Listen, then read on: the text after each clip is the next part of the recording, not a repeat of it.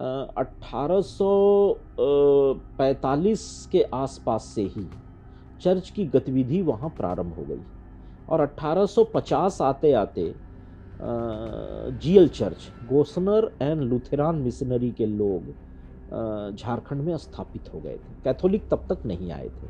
सबसे पहले झारखंड आने वाले चर्च में जीएल चर्च था। गोस्नर एंड लूथेरान मिशन ये जर्मन मिशन था।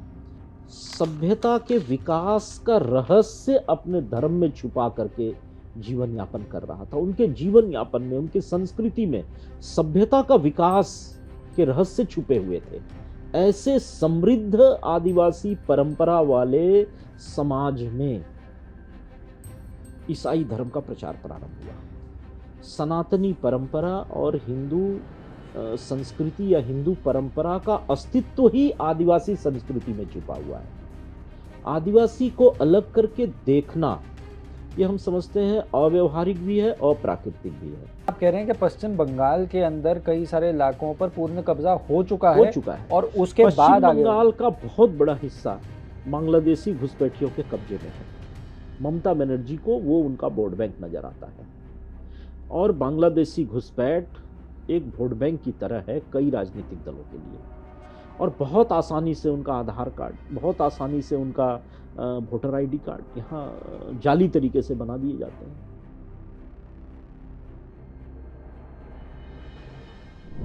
नमस्कार, वेलकम टू अनदर एपिसोड। और आज मेरे साथ हैं प्रदीप वर्मा जी। प्रदीप जी माननीय सांसद हैं और झारखंड से आते हैं और आपकी जो जर्नी है वो एक्चुअली झारखंड की नहीं है, वो शुरुआत बंगाल से हुई है। जी। तो आज आपसे आपकी जर्नी के बारे में जानेंगे और जो एक ज्वलंत मुद्दा है जो मुझे मेरे बहुत करीबी है, मैंने आपको जैसे बताया मैं कन्वर्जन्स पे काम करना चाह रहा हूँ, उसके बारे में भी हम चर्चाएँ करेंगे क्योंकि जिस क्षेत्र से आप आते हैं, जिस क्षेत्र को आपने अच्छे से समझा है, पूरी लाइफ़ जहाँ पर लगाई है आपने, उस क्षेत्र के अंदर रिलीजियस कन्वर्जेंस एक बहुत बड़ा टॉपिक है और चर्च का बहुत बड़ा प्रभाव है और चर्च ऐसा मुद्दा है कि उसके बारे में डिस्कशन करने के अंदर भी मेरे ख्याल से बहुत लोग थोड़ा विचलित महसूस करते हैं कि कितने कॉन्फिडेंस से उसके बारे में बात करी जाए। और हम उस दौर के अंदर हैं जिसके अंदर फाइनली चर्च कन्वर्जेंस के बारे में कॉन्वर्सेशंस हो पा रही है क्योंकि 2014 मेरी एक किताब आ रही है सर, द मोदी डिसरप्शन, उसके अंदर मैंने टॉपिक को भी अच्छे से कवर किया है कि कैसे 2014 के बाद कई सारे ऐसे मुद्दे हैं, कई सारे ऐसे टॉपिक्स हैं जिनके बारे में कभी पहले कॉन्वर्सेशंस होती ही नहीं थी एंड उनके बारे में हम ऑल ऑफ अ सडन ये कॉन्वर्सेशंस हो रही हैं, फाइनली हो रही हैं।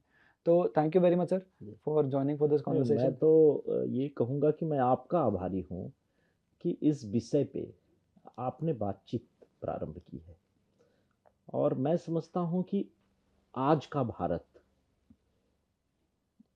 इस विषय पे बात करे, ये बड़े साहस की बात है। तो आपने ये विषय प्रारंभ किया है, ये अपने आप में मैं आपको बधाई देता हूँ और मेरी एक प्रकार से शुभकामना है आपको कि आपका ये अभियान और गति पकड़े और ज़्यादा लोग आपके इस बातचीत का हिस्सा बने। बहुत बहुत धन्यवाद सर, मेरे को पूरा विश्वास है आपका साथ रहा तो हम आगे और बढ़ेंगे और कॉन्वर्सेशंस को इनको लेकर आएंगे। और ज़मीनी स्तर पर भी मैं जैसे जी। आपको बता रहा था कि रांची से अगर जशपुर जाना हो तो आप रास्ते में देखते जाते हैं संथलों के या तो झंडे हैं और एक क्रॉस लगा होता है हर जगह। जी। और आपको इतना सरप्राइजिंग लगता है क्योंकि छत्तीसगढ़ भी वही क्षेत्र में आता है जिसके अंदर और वो जो बेल्ट है वो हिंदू कॉन्शियंस के लिए बहुत इंपॉर्टेंट बेल्ट है। जी। भगवान श्री राम की जो यात्रा कहते हैं वो छत्तीसगढ़ से होकर निकली थी जब वो वनवास के लिए निकले थे। तो उस बेल्ट के अंदर इतना मैसिव और रैपिड कन्वर्जन होना बहुत ही शॉकिंग है, सरप्राइजिंग है और आज भी मेरे ख्याल से जितनी कॉन्वर्सेशन हो उनके बारे में कम है। बट बहरहाल शुरुआत करते हैं सर आपकी जर्नी की। आपने भारतीय जनता पार्टी से सांसद होने से पहले आपने संघ में बहुत लंबे समय काम किया। आपने अपना निजी एक व्यवसाय शुरू किया, विश्वविद्यालय शुरू किया, वो इस देश के उस हिस्से के अंदर जिसके अंदर एजुकेशन लंबे समय तक जी। पहुंची नहीं थी। तो अपने बारे में कुछ बताइए सर, शुरुआत कैसे हुई? वास्तव में मेरे जो पूर्वज थे वो झारखंड से पहले छत्तीसगढ़ अंबिकापुर, फिर अंबिकापुर के बाद उत्तर प्रदेश के शुगर मिलों में जॉब करने से लेकर के उनकी यात्रा कलकत्ता पहुंची। हमारे पिताजी कलकत्ता में जॉब करते थे। तो हम लोग दो भाई और एक बहन। हम लोगों का दादाजी उत्तर प्रदेश में थे। हाँ, दादाजी उत्तर प्रदेश गए, फिर पिताजी कलकत्ता गए। माइग्रेशन खूब होता है, झारखंड जैसा हिस्सा जो उस समय दक्षिण बिहार कहलाता था। जॉब की, रोजगार की संभावनाएं बहुत कम होती थी, तो बड़े स्वाभाविक रूप से जो लोग सोनभद्र, वाराणसी, अंबिकापुर, कलकत्ता खूब जाते थे, खूब माइग्रेशन माइग्रेशन होता होता था। था। तो तो उसी मूलतः कड़ी में माइग्रेशन हुआ। तो अगर मूलतः कहें आप कहाँ से हैं? आपकी जड़ें कहाँ से हैं? आपके दादाजी, अब परदादाजी वो किस तरफ? अब वो लातेहार जिला है। पहले तो पलामू था, लेकिन अब वो झारखंड का लातेहार जिला है। तो लातेहार जिला में बरवाडी और आज का जो पलामू जिला है उसमें एक लेस्लीगंज नाम का स्थान है। ये हमारे पूर्वजों का स्थान हुआ करता था, लेकिन 1942 से भी थोड़ा पहले हमारे दादाजी पहले चले गए अंबिकापुर। अंबिकापुर में जाके व्यवसाय वगैरह किया, फिर बाद में सफल नहीं हुए तो वहाँ से Uttar Pradesh cooperative sugar mill में चले गए जॉब करने। बाद में रिटायरमेंट के बाद देखा जाता है कि लंबे समय आप कहीं जॉब करते हैं तो वहाँ ही आपके संबंध दोस्ती हो जाती है लोगों से और आप वहीं बस जाते हैं रिटायरमेंट के बाद। ये पूरे देश भर में लोग जॉब करने जाते हैं तो ज़्यादातर केस में वहीं पे सेटल हो जाते हैं। तो ऐसे ही सेटल हो गए उत्तर प्रदेश में। बाद में हमारे पिताजी नौकरी करने कलकत्ता गए। हम लोगों का जन्म यूपी में कहाँ सेटल हुए थे सर? यूपी में आजमगढ़ एक जिला है जी। पूर्वी उत्तर प्रदेश का, तो वहाँ सेटल हो गए। और बाद में पिताजी हमारे कलकत्ता गए और बिरलाज के साथ काम करना शुरू किया। अच्छा। हम लोगों का जन्म कलकत्ता में हुआ, पढ़ाई लिखाई सब कलकत्ता से हुई। और बाद में बिरला परिवार का ही एक एनजीओ है, भारत आरोग्य ज्ञान मंदिर, जिसके अस्पताल हुए करते थे रांची में। महादेवी बिरला टीबी सैनिटोरियम के नाम से एक हॉस्पिटल था, तो वो काफ़ी दिनों से बंद पड़ा हुआ था। तो उसे रीओपन करने का लक्ष्य लेकर के मैं रांची आया। मैंने उस सेटअप को देखा तो देखा कि वो सेटअप थोड़ा पुराना हो गया है। क्या उम्र क्या थी आपकी उस वक्त? करीब 25-26 साल की आयु में मैं रांची आया। और उस वक्त मोटिवेशन सिर्फ यही रहा था हाँ, कि उस हाँ, कि उस अस्पताल को फिर से चालू करना है। समाज सेवा के क्षेत्र में कार्य करना है तो हॉस्पिटल, स्कूल, कॉलेज, इससे बढ़िया कुछ हो नहीं सकता है। तो थोड़ा वो सेटअप पुराना हो गया था और मेडिकल साइंस में अब नई तकनीकी, नए प्रकार के इंफ्रास्ट्रक्चर की ज़रूरत थी। तो थोड़े ही दिनों में मुझे समझ में आया कि इस सेटअप के साथ अस्पताल चलाना मुश्किल है। तो यहाँ हम अस्पताल को डिसकंटिन्यू करके शिक्षा की दृष्टि से बहुत पिछड़ा हुआ ये क्षेत्र है और आधुनिक और उच्च शिक्षा के लिए बहुत बड़ी संख्या में झारखंड से छात्र बाहर जाते हैं। तो एक दिमाग में विषय आया कि केजी से पीएचडी तक एक ही परिसर में लोगों को शिक्षा दिया जाए, केजी टू पीजी। तो वो लक्ष्य लेके मैं आगे बढ़ा।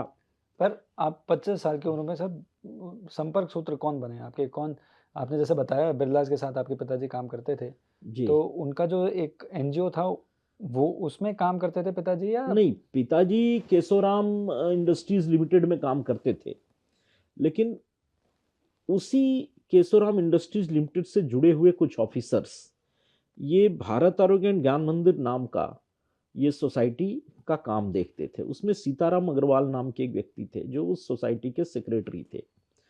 तो पिताजी के कारण मैं उनके संपर्क में आया और उन्होंने मुझे रांची भेजा। तो इस प्रकार से ये जर्नी मेरी प्रारंभ हो गई। और उससे पहले आपकी सारी पढ़ाई कलकत्ता में हो रही थी? कलकत्ता में हुई थी। एंड उस दौर के अंदर university also you did in Calcutta? हाँ, कलकत्ता यूनिवर्सिटी से मैंने अपनी पढ़ाई लिखाई तो पूरी आपने वहाँ की। पर वो उस वक्त दौर क्या था यूनिवर्सिटी वाला, उसके बारे में बताइए ना। नहीं, मैं अपने प्रारंभिक शिक्षा तो मेरी वहाँ सुभाष विद्या मंदिर और सर्वोदय 2 स्कूलों से हुई। बाद में नॉर्थ कलकत्ता का एक बड़ा प्रसिद्ध कॉलेज है कलकत्ता यूनिवर्सिटी का, सेठ आनंदराम जयपुरिया कॉलेज। अच्छा। तो वहाँ से मैंने अपना ग्रेजुएशन किया, कॉमर्स में ग्रेजुएशन किया। और करने के बाद कलकत्ता यूनिवर्सिटी से मैंने फिर आगे अपनी पढ़ाई एमबीए वगैरह की करने की सोची, लेकिन वो आगे कंटिन्यू नहीं हो पाई। इसी बीच में मुझे आना पड़ा रांची। तो तो संपर्क सूत्र कौन थे? वो बता वही दें। सीताराम जी अग्रवाल सीताराम मेरे जी। पिताजी के कारण उनके और उस वक्त संपर्क क्या में आप मैं आया। ये सोशल, आपके अंदर वो सोशल हाँ, करने का हाँ, वो हाँ। ड्राइव? मैं संघ का स्वयंसेवक होने के नाते थोड़ा सोशल एक्सपोजर मेरा था ही। संघ और कौन से वर्ष में आपने कब क्या उम्र थी आपकी? वास्तव में मेरे पिताजी भी संघ के स्वयंसेवक थे। अच्छा। तो उस कारण से संघ के कार्यकर्ताओं का घर पे आना-जाना बराबर होता था। हुँ। पिताजी केशोराम इंडस्ट्रीज़ में थे, तो उसकी कॉटन मिल हुआ करती थी। जी। तो भारतीय मज़दूर संघ का वहाँ काम था। वाह! तो पिताजी भी भारतीय मज़दूर संघ से जुड़े हुए थे। तो मज़दूर संघ के कारण मज़दूर संघ के कई कार्यकर्ताओं का पिताजी के साथ उठना-बैठना होता था। उस कारण हम लोग भी संपर्क में आ गए। तो औपचारिक रूप से कोई संघ का दायित्व नहीं था, लेकिन हुँ। संघ के साथ एक परिचय हो गया वहीं हुँ, पे। हुँ, हुँ। और उस कारण से कार्यक्रमों में जाना समय-समय पे वो एक गतिविधि कलकत्ता में अपने पढ़ाई-लिखाई के दौरान ही प्रारंभ हो गई थी। और कलकत्ता में पॉलिटिकल माहौल क्या था उस वक़्त? उस समय तो वहाँ पे कम्युनिस्ट पार्टी की सरकार थी, ज्योति बसु मुख्यमंत्री थे, एक तरफ़ा शासन था उनका। तो क्या वो उस उस सोच में, उस विचारधारा के अंदर जो कमियाँ हैं, जो त्रुटियाँ हैं, क्या उसका एहसास होना आपको शुरू हो गया था? नहीं कलकत्ता में कम्युनिस्ट पार्टी की जो सरकार थी उससे बहुत ज़्यादा संपर्क में नहीं थे क्योंकि हम लोग किसी भी रूप में, किसी राजनीतिक विचारधारा से कोई बहुत ज़्यादा जुड़ाव नहीं था। हाँ, कॉलेज के दिनों में ज़रूर वहाँ पे एसएफआई की यूनियन थी, स्टूडेंट फेडरेशन ऑफ इंडिया की यूनियन थी, जो एक वामपंथी विचारधारा का प्रतिनिधित्व करती है। लेकिन बहुत एग्रेसिव होकर के कोई ऐसे पॉलिटिकल विचारधारा से कोई जुड़ाव रहा हो, ये नहीं था। तो इसलिए बहुत ज़्यादा उसका कोई असर नहीं हुआ। हाँ, संघ के काम की समझ वहाँ पे एक विकसित होने लगी पिताजी के साथ रह कर के और मुख्य रूप से भारतीय मज़दूर संघ। बाद में मैं रांची आ गया। तो रांची जब मैं आया तो यहाँ संघ के एक कार्यकर्ता थे, आनंद तुलस्यायन जी। मैं उनके संपर्क में आया सबसे पहले, वो संघ के प्रचारक थे और उन्होंने धीरे-धीरे करके मुझे संघ के काम में जोड़ना प्रारंभ किया। उन दिनों हमारे प्रांत के प्रांत प्रचारक डॉक्टर अशोक वासने हुआ करते थे। तो उनका थोड़ा आना-जाना शुरू हुआ, मेरा संपर्क हुआ, फिर संघ के गुरुदक्षिणा कार्यक्रमों में आना-जाना, फिर बाद में संघ के साथ थोड़ा लगाव और बढ़ा, फिर मैंने फर्स्ट ईयर ओटीसी किया, सेकंड ईयर ओटीसी किया, तो कौन से मैं वर्ष में किया सर? फर्स्ट ईयर ओटीसी मैंने किया था मुझे जहाँ तक ध्यान में आ रहा है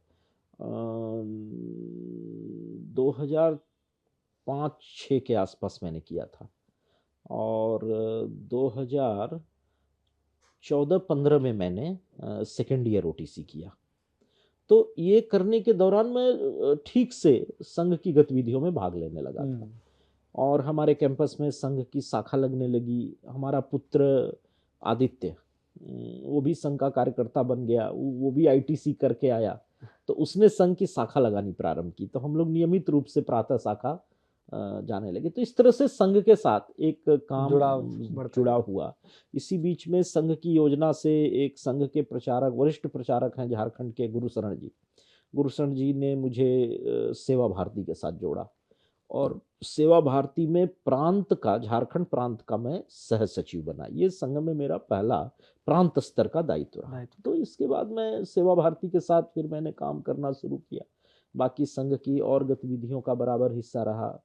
तो इस तरह से मेरी संघ की जर्नी शुरू हुई और एक उसके कारण समाज का एक्सपोज़र मिला, समाज की ज़रूरतों को समझना और झारखंड जैसे राज्य में जो आधारभूत संरचना का अभाव हमने देखा, तो हमें ध्यान में आया कि अगर झारखंड की जो स्थिति है, अगर उसमें कुछ परिवर्तन होना है, तो शिक्षा से ही होना है। शिक्षा के अलावा कोई ये नहीं और शिक्षा के क्षेत्र में एक वर्ल्ड क्लास न भी हो, तो कम से कम एक अच्छा इंफ्रास्ट्रक्चर खड़ा हो, ये एटलीस्ट विचार मेरे मन में फंक्शनल आया। है। दिस इज़ हाँ। आप मतलब 1997-98 में आप रांची चले गए। नहीं, मैं रांची 92 में आ गया था। 92 में आ गए थे 18 जून 92 को मैं रांची आ गया था।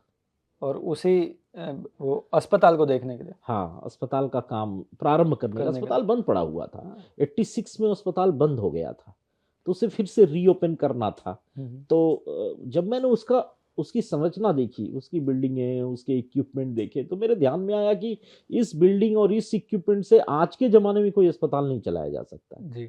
तो वहाँ से मेरे मन में ये विचार आने शुरू हो गए धीरे-धीरे कि अस्पताल की या तो फिर अस्पताल चलाना है, तो फिर सब तोड़ के नए से एक आधुनिक अस्पताल बनाना चाहिए।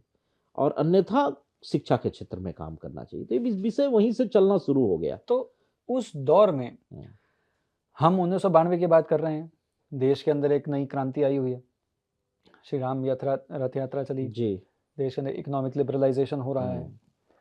आप जिस क्षेत्र में हैं, जो दक्षिणी बिहार का क्षेत्र है, हाँ, उस समय दक्षिण बिहार था वो। दक्षिण बिहार था उस समय, तो उस मूलभूत सुविधाओं तो वहाँ पर थी ही नहीं। नहीं, बिल्कुल, बहुत बहुत और जो अलग झारखंड राज्य की मांग थी ना, वो मांग भी इसी कारण से थी कि बिहार का सबसे संपन्न हिस्सा होते हुए भी आधारभूत संरचनाओं के विकास के मामले में दक्षिण बिहार काफी पिछड़ा हुआ था। जो अलग झारखंड राज्य की मांग थी, वो सांस्कृतिक पहचान की लड़ाई तो थी, लेकिन साथ ही साथ ये पिछड़ापन भी उसका एक बहुत बड़ा कारण था। और 92 में जो मैंने देखा झारखंड को, तो वास्तव में स्थिति बहुत खराब थी। एक बार बिजली अगर कट जाती थी तो कई बार तो ऐसा होता था कि 2 महीने तक बिजली नहीं आती थी। 2 महीने तक 2 महीने तक नहीं आती थी, ये मैंने देखा है। ये स्थिति देखी 2 है। महीने 2 महीने 60 दिन बिजली नहीं आ रही। बिजली फिर आती नहीं थी। पता चलता था कि पोल गिर गया है, ट्रांसफार्मर जल गया है, तो 2 महीने ट्रांसफार्मर ही नहीं बदले जाते थे। गरीबी इतनी थी कि चंदा करके भी ट्रांसफार्मर का रिपेयर नहीं हो पाता था। वो दौर देखा है हमने झारखंड का। और उस दौर के अंदर आप इस स्थिति का श्रेय किनको जाता है? ये जो स्थिति थी वास्तव में क्या है, दक्षिण बिहार केवल माइनिंग के लिए लोगों के ध्यान में रहता था। दक्षिण बिहार से माइनिंग करो, जो आज का झारखंड है, और उसको उसका हिस्सा मत दो। ये इसके कारण ही असंतोष वास्तव में था वहां। तो आधारभूत संरचना का विकास उस दौरान हुआ ही नहीं। जो भी आज झारखंड का आधारभूत संरचना आप देख रहे हैं, सब वर्ष 2000 में 15 नवंबर 2000 को झारखंड का निर्माण हुआ, उसके बाद का है। उसके पहले झारखंड की स्थिति बहुत, जो आज राजधानी है रांची, रांची में मेन रोड में, रांची के मेन रोड में लोग मोटरसाइकिल लेकर के जाते थे मोटरसाइकिल चलाने सीखने के लिए। आप इससे अंदाजा लगाइए कि मेन रोड में गाड़ियां ही नहीं थी। ये स्थिति थी। किसी के पास अगर एक एम्बेसडर कार दिख जाती थी तो बहुत बड़ा आदमी माना जाता था। ये 92 की बात बता रहा हूं, जबकि वहां का कोयला, वहां का लोहा पूरे देश को जगमग करता था। और बाकी सुविधाओं से और लोगों की क्या स्थिति थी वहां पे? रोजगार थे नहीं, पलायन एक माने विवशता थी लोगों की। देश के किसी भी हिस्से में आप चले जाइए, घरेलू कामगार के रूप में आपको झारखंड का व्यक्ति आपको काम करते हुए मिलेगा। ईंट भट्ठों पे, आसपास के राज्यों में ईंट भट्ठे पे काम करने के लिए पूरे परिवार के साथ लोग पलायन करके जाते थे, और वहाँ नरकीय स्थितियों में, परिस्थितियों में रह करके वो ईंट भट्ठों पे काम करते थे। और काम करके जब वापस सीजन खत्म हो जाता था भट्ठों का और झारखंड आने का समय होता था, तो पता चलता था कि ठेकेदार ने पैसा नहीं दिया, भट्ठा मालिक ने पैसा नहीं दिया। तो पैसा लेने के लिए अगले सीजन तक भी कई बार वहां रुकना पड़ता था लोगों को। बहुत खराब स्थिति थी वहां। और सोशली कॉम्पोजिशन क्या था? कौन सी जातियां, बिरादरियां, कौन से ट्राइब्स प्रोमिनेंट थे? देखिए, मुख्यतः जो झारखंड की राजधानी है रांची, वो छोटा नागपुर सब डिवीजन में आती है। और छोटा नागपुर मुख्य रूप से उरांव, मुंडा, बेदिया, खड़िया, बड़ाइक, इस प्रकार के जनजातियों का केंद्र था। बाकी सटा हुआ क्षेत्र कोल्हान का था। कोल्हान में हो और संथाल समाज के लोग थे। उत्तरी छोटा नागपुर में भी संथाल आदिवासी रहते थे। पलामू प्रमंडल में खरवार जनजाति ज़्यादातर पाए, थोड़े उरांव भी थे लातेहार जिला में, बाकी खरवार वगैरह थे। फिर संथाल परगना में संथाली बड़ी संख्या में थे। तो कुल मिलाकर के 4 प्रमुख जनजातियां वहाँ थी। सबसे बड़ी जनजाति संथाल थी, दूसरी मुंडा, तीसरी उरांव, चौथी हो। ये 4 जनजातियां प्रमुख रूप से थी। और इन जनजातीय क्षेत्रों में आधारभूत संरचना बहुत खराब, शिक्षा की व्यवस्था बहुत खराब। संघ ने उन दिनों कुछ काम खड़ा किया था। जनजातीय क्षेत्रों में संघ के प्रयास से, विद्या भारती के प्रयास से सरस्वती शिशु विद्या मंदिर खुलने प्रारंभ हो गए थे। हो गए थे वहाँ पे? हाँ, एकल विद्यालय बनने प्रारंभ हो गए, एकल विद्यालय चलने प्रारंभ हो गए थे। तो ये सब करके एक वहाँ काम खड़ा हुआ। तो आप कह रहे हैं कि जिस दौर के अंदर सरकार और बाकी और सामाजिक संगठन विफल हो रहे थे मूलभूत सुविधाएं देने के लिए, उन परिस्थितियों के अंदर संघ काम कर संघ रहा काम था कर रहा था। और संघ की प्रेरणा से चलने वाला एक संगठन विकास भारती, डॉक्टर अशोक भगत जी के देखरेख में वहाँ के ओरांव क्षेत्र में अच्छा बड़ा काम कर रहा था। शिक्षा के क्षेत्र में, उनके जीवन स्तर को ऊपर उठाने के क्षेत्र में, उनकी आय बढ़ाने के क्षेत्र में एक बड़ा काम कर रहा था संघ की प्रेरणा से। बाद में अशोक भगत जी को पद्मश्री भी दिया गया। तो गुमला जिले में विशेष करके उनका बड़ा काम था। बिशुनपुर नाम का एक स्थान था जहाँ से उन्होंने काम प्रारंभ किया था। वो भी उत्तर प्रदेश से आए थे, विद्यार्थी परिषद के कार्यकर्ता थे 85-86 के समय में, 85-86 में आए थे। तो वो एक काम कर रहे थे। बाकी विद्या भारती ने बड़ी संख्या में विद्यालय बनाने शुरू किए थे। बनवासी कल्याण आश्रम का काम बड़ा था। वो छोटे छोटे शहरों में वो छात्रावास चलाता था और प्रतिभाशाली आदिवासी बच्चों को उनके घर से लाके उन छात्रावास में रख करके, निःशुल्क रख करके उनके पढ़ाई लिखाई की व्यवस्था करता था। उसी उसी व्यवस्था से सुदर्शन भगत जैसे लोग, समीर उरांव जैसे लोग, चंद्रेश उरांव जैसे लोग विधायक सांसद बाद में बने। तो बनवासी कल्याण आश्रम और संघ ने काफ़ी काम उन दिनों करना शुरू किया था। विश्व हिंदू परिषद के लोगों के द्वारा एकल विद्यालय चलाए जाते थे जिसमें वन मैन वन स्कूल का कॉन्सेप्ट था। गांव के एक पढ़े लिखे व्यक्ति को एक मिनिमम मानदेय दे करके उसको उसके घर पे ही एक विद्यालय चलाने को प्रेरित किया जाता था, प्रशिक्षित करके कहा जाता था आप घर पे विद्यालय चलाओ। बिल्कुल स्कूल नहीं जाने से अच्छा है कि गांव के बच्चे आपके घर पे एकत्रित हों और आप वन मैन वन स्कूल का कॉन्सेप्ट, एकल विद्यालय, ये चलाओ। तो ये बड़ी संख्या में चलते थे। गांव के गांव में मैं जाता था तो देखता था कि एकल विद्यालय के विद्यालय चल रहे। तो एक बड़ा काम संघ कर रहा था। इस तरह से धीरे धीरे जनजातीय समाज में शिक्षा के प्रति आग्रह उत्पन्न हो और हो। हाँ, मिशनरियां भी स्कूल चलाती थी। हाँ, मैं ये इसी प्रश्न पे आना चाह रहा था हाँ, कि आप जिस क्षेत्र की बात कर रहे हैं, आपने जिस तरह से हमें बताया है कि वहाँ पर कई ऐसे संगठन थे, कई ऐसे संघ परिवार के कई ऐसे संस्थान थे जिनकी वजह से वहाँ पर शिक्षा और मूलभूत सुविधाओं के लिए एक किसी न किसी एक संरचना की जा रही थी। जी। परंतु आज अगर हम उस क्षेत्र में जाते हैं तो आपको वहाँ पे आप मिशनरीज़ और चर्च का इम्पैक्ट आप मेजर देखते हैं। तो ऐसा क्या उस वक़्त भी चर्चेज़ का इम्पैक्ट था? मिशनरी एक्टिविटी का इतना इम्पैक्ट था? जी, बिल्कुल। उस समय भी चर्च का इम्पैक्ट सब तरफ देखने को मिलता था। वास्तव में मैंने जब जानकारी करनी प्रारंभ करी तो मुझे जानकारी हुई कि 1845 के आसपास से ही चर्च की गतिविधि वहाँ प्रारंभ हो गई और 1850 आते-आते GL church, Gossner and Lutheran missionary के लोग झारखंड में स्थापित हो गए थे। कैथोलिक तब तक नहीं आए थे।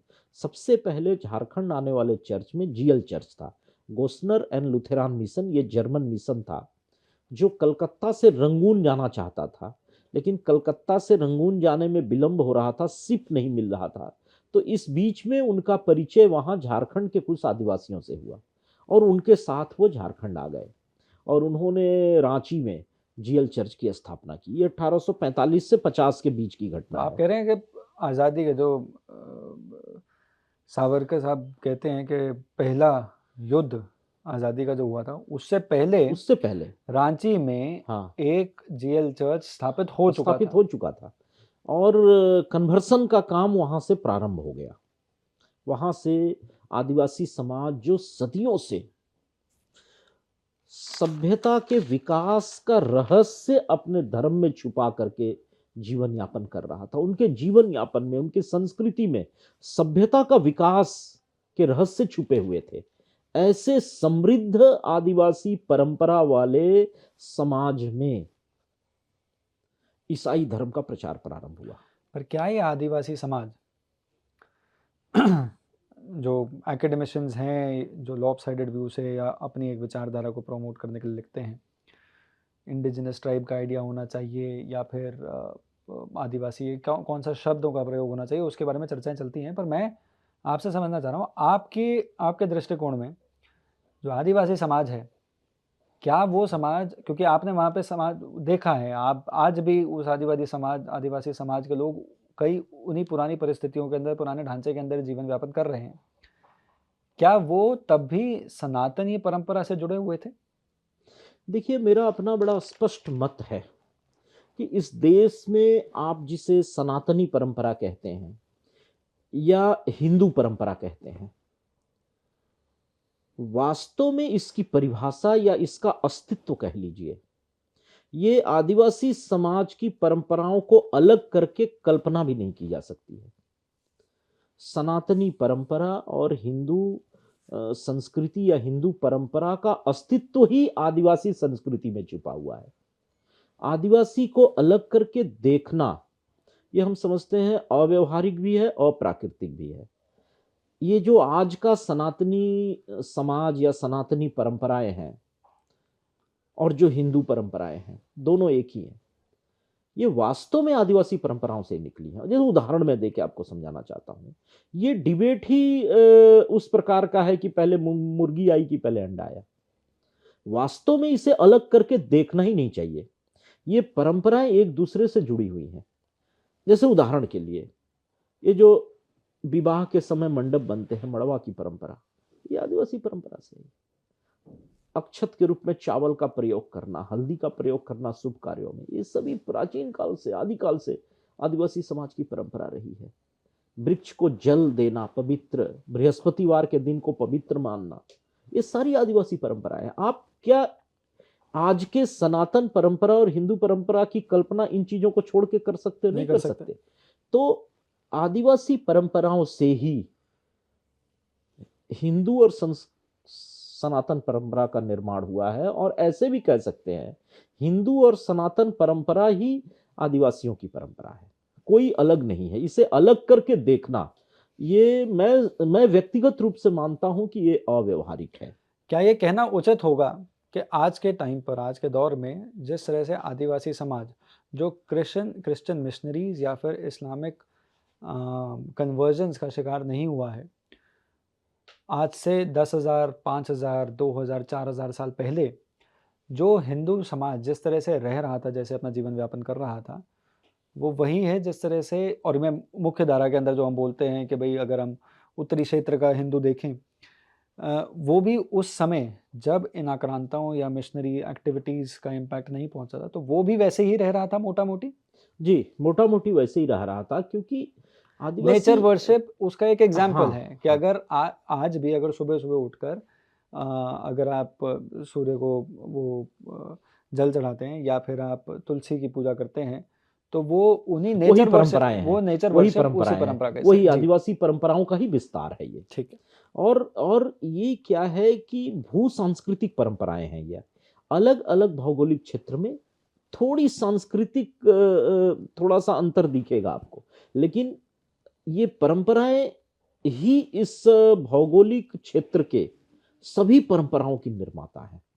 आप आज के दिन में उसका नाम चाहे जो दे लीजिए, परंपराओं का निर्माण वहीं से हुआ है। पर क्या ये कहना उचित होगा कि अलग अलग जो जनजातियां हैं, उन्होंने अपने आप को दूसरी जनजाति से थोड़ा सा भिन्न रखने के लिए अपने किसी तौर तरीके के अंदर थोड़ा सा ट्वीकिंग, थोड़ा सा बदलाव किया हो?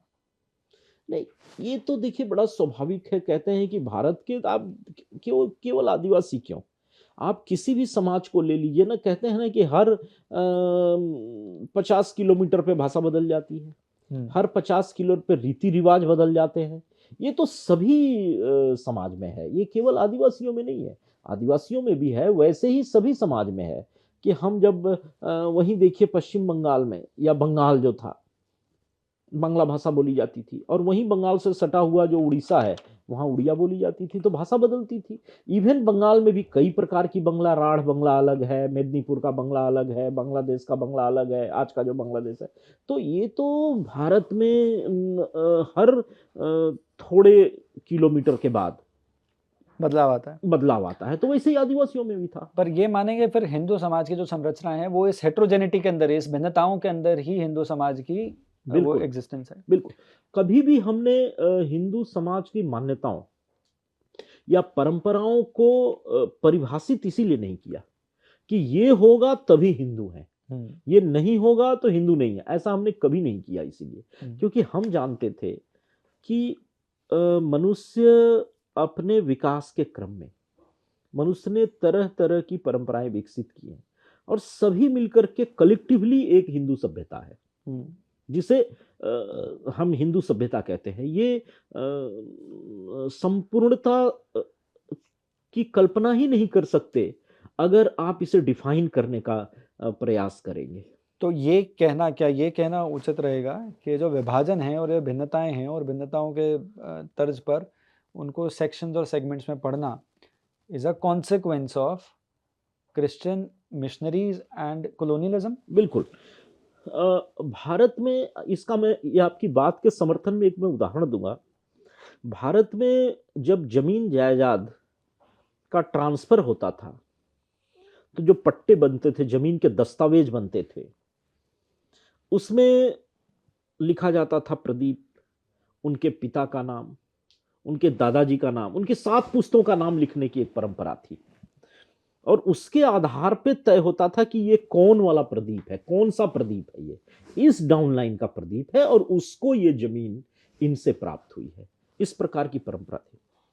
अंग्रेजों ने 1932 में इस देश में एक सर्वे किया, जिसको प्रकाशित किया। सर्वे तो पहले प्रारंभ किया, 1932 में खतियान नाम से एक सर्वे प्रकाशित हुआ, लैंड सर्वे, और पहली बार ब्रिटिशर्स ने खतियान में जमीन के मालिक के साथ उसकी जाति लिखी। प्रदीप जाति ये, रमेश जाति ये, 1932 में ये एक दस्तावेजीकरण हुआ जातियों का, केवल इसलिए कि हमेशा के लिए इस व्यक्ति के ललाट पे लिख दो कि ये किस जाति का है। तो ये पूरा जो एक समाज था, हिंदू समाज या सनातनी समाज, इसको अलग पहचान दे करके अलग अलग इकाइयों में खंडित करने के उद्देश्य से ये किया गया, जो आपने कही अभी। मैं इसका एक उदाहरण दिया मैंने, और किस प्रकार से वो खतियान आज एक जाति प्रथा का अस्थायी दस्तावेज बन गया है।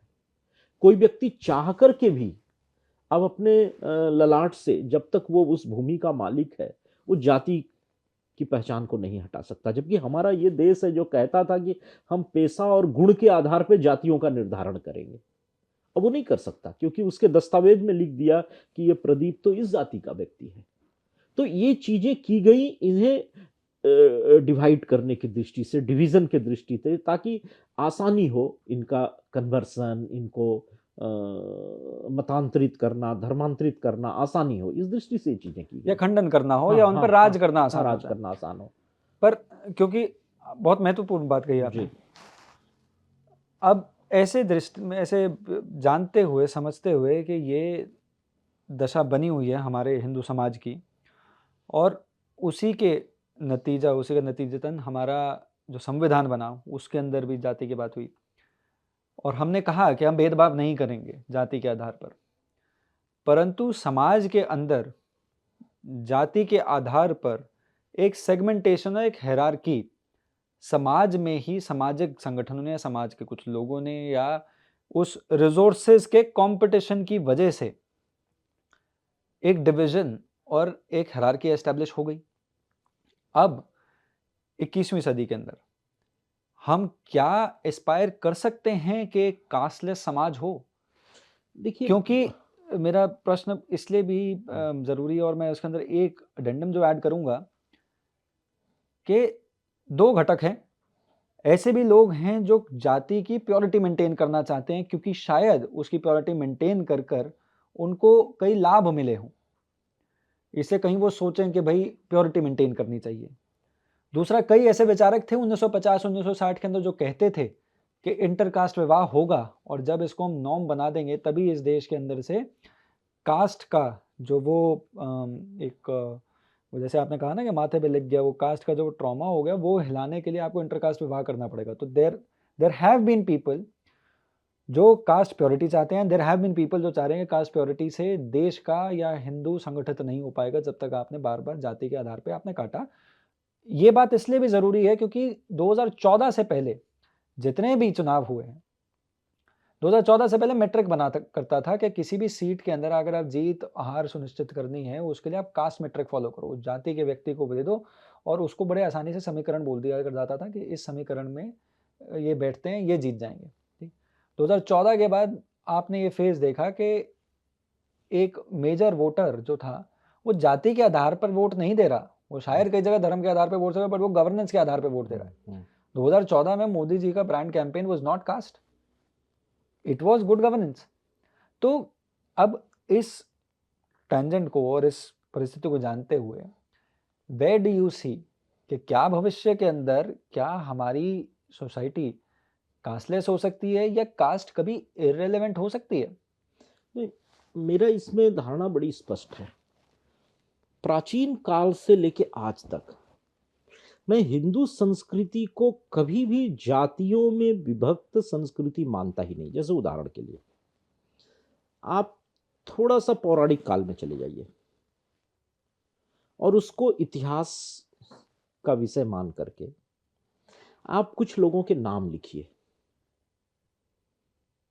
कृष्ण का नाम लिखिए, आप पांडवों का नाम लिखिए, आप और ऊपर जाइए धृतराष्ट्र का नाम लिखिए, आप महाराजा भरत का नाम लिखिए। ऐसे प्रमुख 100 लोगों के नाम लिख लीजिए और उनकी पत्नियों का नाम लिख लीजिए और फिर उनसे पूछो उनकी जाति क्या है। वो आपको एक भी स्वजातीय विवाह आपको नजर नहीं आएगा। महाराजा जो भारत के दुष्यंत थे, उनकी पत्नी किस जाति की थी? एक वन कन्या थी। सत्यवती एक मल्लाह के घर पैदा हुई कन्या इस देश की महारानी बनी, राज परिवार में विवाह हुआ। अब पूरा उठा के देखिए आपको एक भी विवाह स्वजाति नहीं मिलेगा। हमारे यहाँ ये जाति परंपरा बहुत पुरानी बात है ऐसा मैं नहीं मानता। ये बीच के कालखंड में हमको लगता है कि मुगल्स और बाद में थोड़ा अंग्रेजों का समय, इस कालखंड में इसने अपना विस्तार लिया।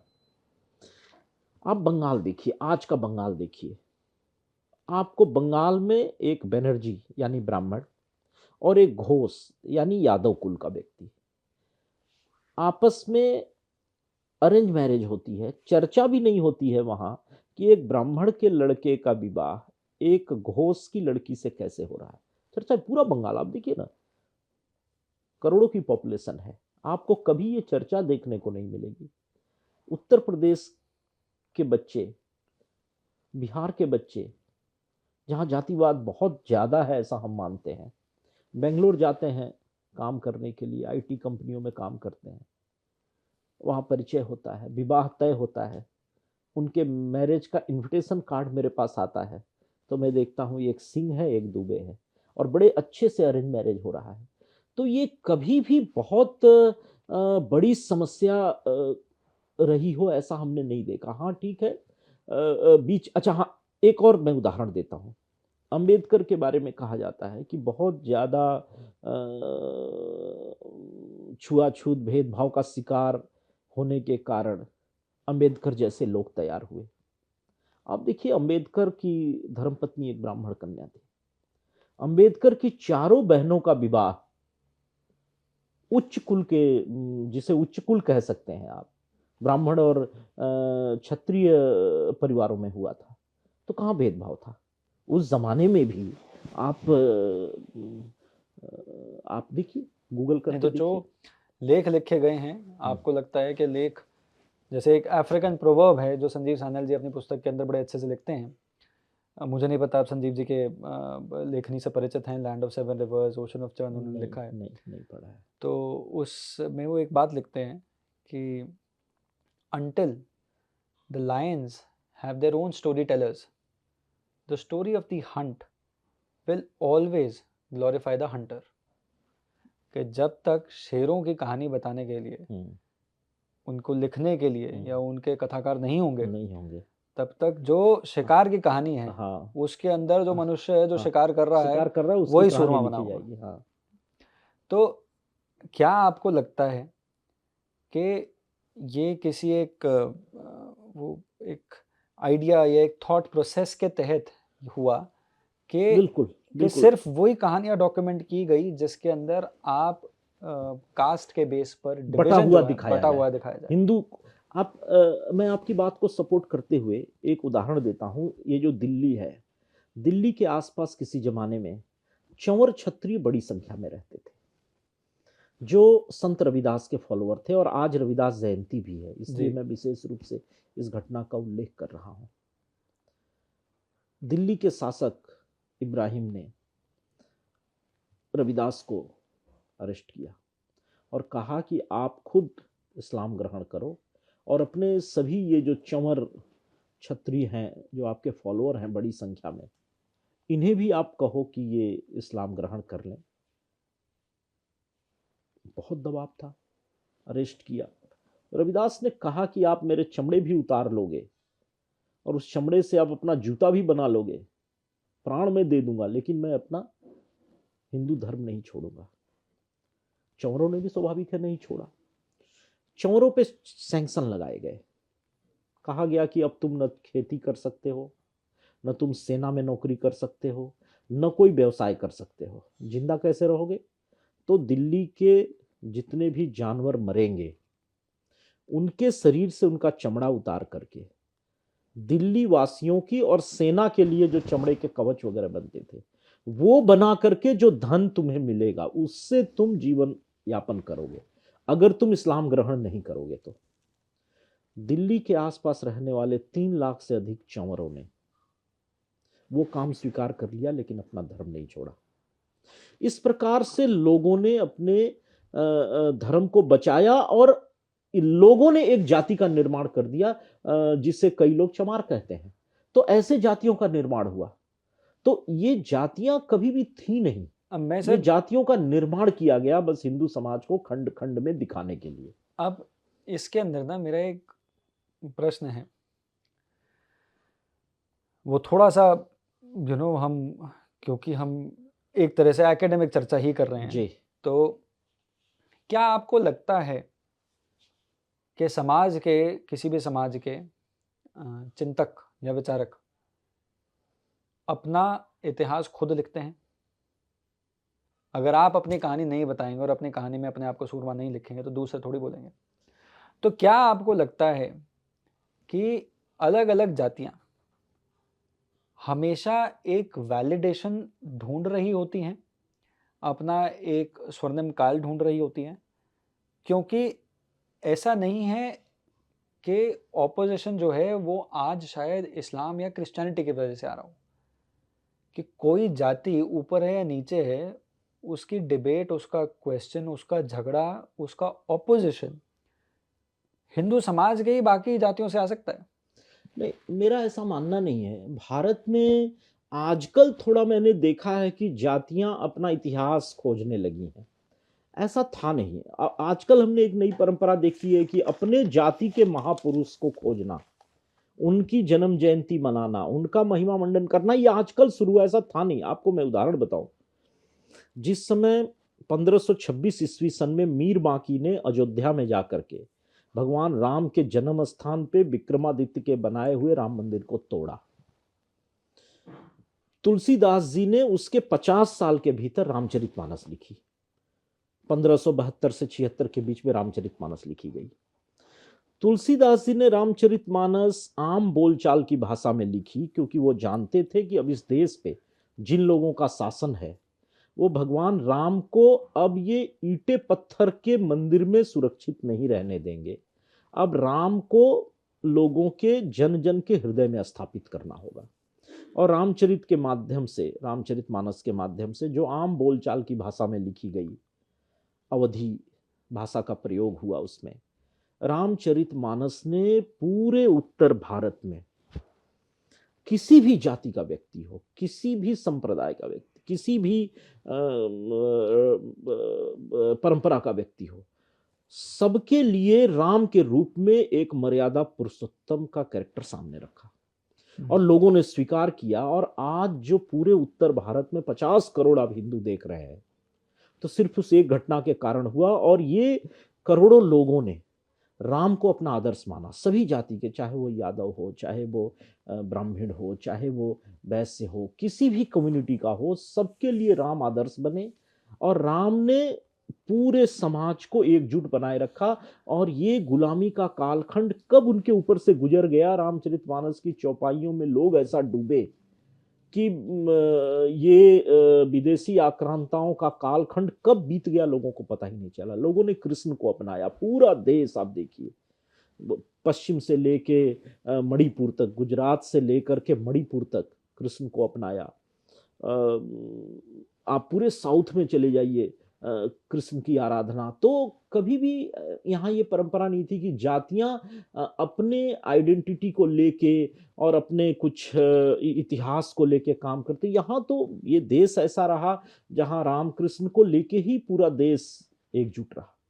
पहले भी शैव और वैष्णव दो परंपराएं थी, शिव की आराधना और विष्णु की आराधना, इसको लेकर के ही पूरा देश आगे बढ़ा। और थोड़े क्लैशेस भी हुए कई बार कि शैव और वैष्णव में क्लैश देखे गए, लेकिन बाद में सब एकजुट हो गए। दक्षिण भारत में तो प्रतिमाएं बनने लगी कि एक तरफ विष्णु और एक तरफ शिव की प्रतिमा बनने लगी। तो कभी भी भारत में डिवीजन नहीं था, ये डिवीजन को बढ़ा चढ़ा करके दिखाया गया। कभी भी थॉट प्रोसेस में सिंक्रोनाइजेशन था। पता था कि आप भारतवर्ष के हो, पता है आप धार्मिक वो विचारधारा से हो।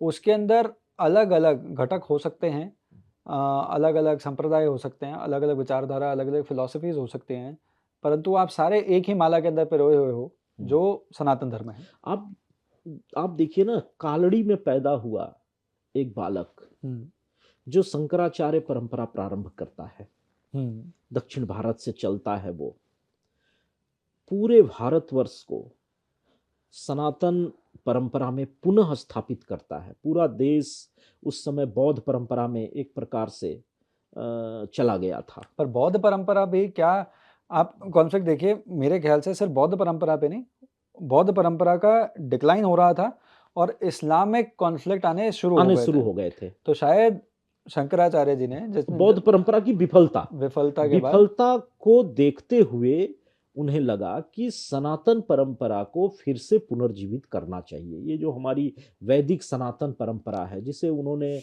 अद्वैत का नाम दिया, जो अद्वैत वेदांत का जो कॉन्सेप्ट था हमारा, उसको लेकर के वो बढ़े। मेरे कहने का तात्पर्य ये है कि दक्षिण भारत से निकला हुआ एक व्यक्ति पूरे देश को एकजुट में बांध देता है एक सिद्धांत के आधार पे कि हम वैदिक परंपरा में रहने वाले लोग हैं। वेदों से लिए गए 4 महावाक्य, प्रज्ञानम ब्रह्म, अयमात्मा ब्रह्म, तत्वमसि, अहम ब्रह्मास्मि, ये 4 महावाक्यों को लेके देश के 4 कोने में 4 मठ स्थापित करता है वो, और पुनः वैदिक सनातन सभ्यता को पुनर्जीवित करता है।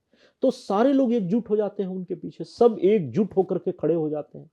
तो ये देश कभी डिवाइडेड नहीं रहा, कभी डिवीजन मुझे तो नजर नहीं आया डिवीजन। तो क्या कुछ लोगों की कमजोरियों को हमने थोड़ा बल्कि बढ़ा चढ़ा के प्रस्तुत किया, करोड़ों लोगों की एकजुटता को हमने कम करके देखा, कुछ लोगों के डिवीजन को हमने बढ़ा करके देखा। ये ज्यादा हुआ हमारे इतिहास लेखकों के द्वारा। तो आपको एक उदाहरण देते हुए मैं अपना ये बात समाप्त करता हूं। आप कुंभ को ही देख लीजिए, अभी जो कुंभ का स्नान हो रहा है, हर 12 वर्ष पे पूर्ण कुंभ लगता है, और पूर्ण कुंभ में जैसे प्राचीन काल से पूरा देश एकजुट होकर के